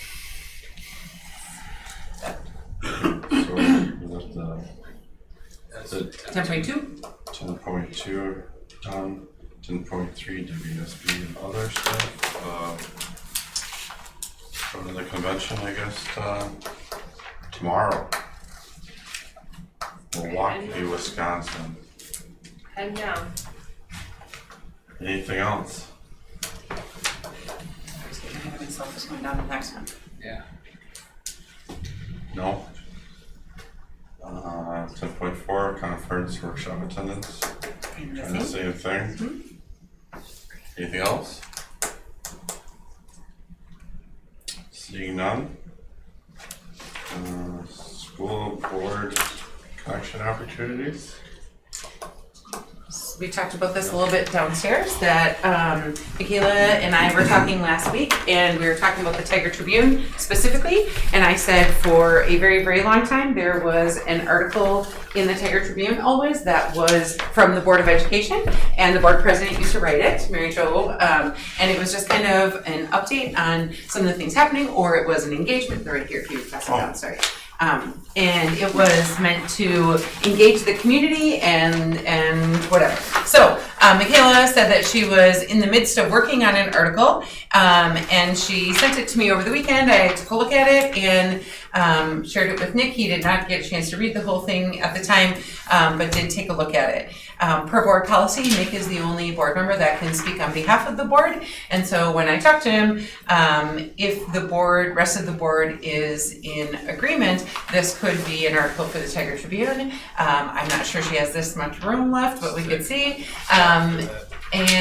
Or it could go to the newspaper as a letter to the editor. There's lots of functions for it. But again, Michaela could sign it as Michaela Conlon-Bew, but if it's going to be signed as the Board of Education, then you all need to be aware. So as you were talking about the process for a legislative advocacy group, this is kind of a first step in that. And this was like a rough draft. Yeah. I just like shot to the world. I was like, how about something kind of like this? So it wasn't like a final thing. And if it's going in the Tiger Tribune, we probably want to trim it down a little bit, but everyone needs to see it beforehand. Picture. And so I don't know, Nick, if you want people to take the time to read it now, if you want people to take it with them and read it, and maybe people could check in with me via email next week if they're okay with it, something like that. Yeah, I think that sounds appropriate. So take it with you, read it, and I'll send a message next week. And if you all just respond to me, it is not a walking quorum. If you reply all, it becomes a walking quorum. So please don't do that. What we're really looking for is, can you get behind this type of message that we could work on editing it down to something a little bit shorter that could go in the Tiger Tribune. Now, that would have to wait until the next school board meeting for us to approve that it would go in the Tiger Tribune, or So are we the board allowed to president- tell you we like it? The Nick- board Nick president decides. has the right to speak on behalf of the full board. Okay. So when does the Tribune, when's that? It was already due, but she didn't get enough articles, so she's. We just had the scrambling, conversation kinda. Friday. So like I just threw this together Friday night. Cool. Okay. Can we assume that no response is an acceptance of what's here? Yes, we can. Right, any other school board connections? You just say no response is an acceptance. What's it? Yeah, I mean, don't waste people's time if you're fine with it. If something you want to complain about, send an email. That's usually why I said mine. All of them. Anything else? Nope. Future agenda item identification. Anything? I don't know if this is an agenda item, but can we look at maybe purchasing mics? Because when we sit over here, some of them talk so quietly. I struggle with that. And some people mutter as well, so we Yeah. could get better. Casey is a soft spoken. Nick Hillstead is a very soft spoken. And I will tell you, like when I was Listening is mentioned by name. you can't hardly follow what people are saying. So I'm just thinking it would be very nice if we could So put the in- microphones in the ceiling are supposed to enhance it for the recording, is what they're supposed to do. We've played around a little bit with different seating. So like we're spread out about as far as can be. I'm gonna be honest with you, there are some school boards that would make like a U up here or make a U this way because Yeah. you are the ones engaging with this. You don't have to see the peanut gallery, or you can see the peanut gallery. Like all of those are choices as well, but we are really spread out in here. Yeah, and I don't know if these mics really Are doing it? because when you even go back and look at a recording, you can't hardly hear. Alex and you are probably the only ones that I could hear clearly with what you were saying, but I couldn't pick up anything else. It was very hard to follow. So I just think that is something we could benefit from. I don't know, push the button, have the mic come on, or have, whatever we can do. We can play around with that a little bit and see what we can come up with. You saw the capital, do you want to talk about it? No, go ahead. You saw the capital maintenance projects. We've also received feedback that people can't read the screen. It's very fuzzy. And so for next year, there's going to be a large screen mounted that is not with a projector. It'll just be a large television screen, I guess, that we will plug into. And it will not be centrally located. It'll be off to this side. So we're going to have to reimagine how the board is sitting anyway. And so maybe we could put all of you closer together. You need to tell me if you want the group to see your face or if you're okay with them seeing your back or what you Will want. the television actually look any clearer on camera? Do we even know? Before we bother doing that, can we experiment? Well, the clarity here has gotten complaints from even in the room. I don't, so. It's probably I too know we bright do. in a way for a projector. I know, like with our church, we have televisions and they project much better. Yep. So, we can take a look at it. That would be And future people agenda. could speak up and articulate as well. Start yelling. Well, I'm gonna go home and I'm gonna tell my wife that I speak clearly and articulately and not too loudly and obnoxiously. Those two sentences are now packaged together prior to your words, just to be clear. And how would she reply to that? I don't know.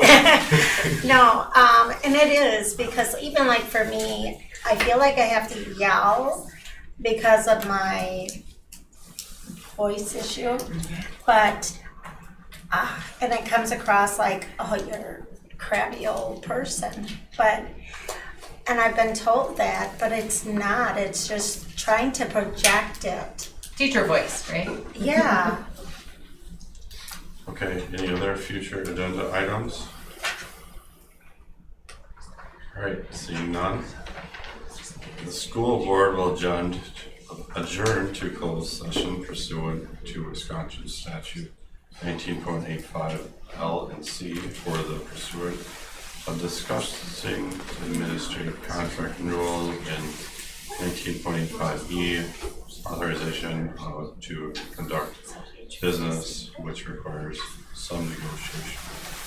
Roll call. Alexander Woods, Here? Yes. Michaela Conlon, you. Here. Yes. For answering yes. Yes. Yep. Casey Weiss, Yes. Jeanette Simonson, Yes. Nick Helstead, Yes. Iftikhar Memon, Here. and Caitlin Kennedy. Still yes. Yes. Yes. Okay, we are in closed session. Still think it's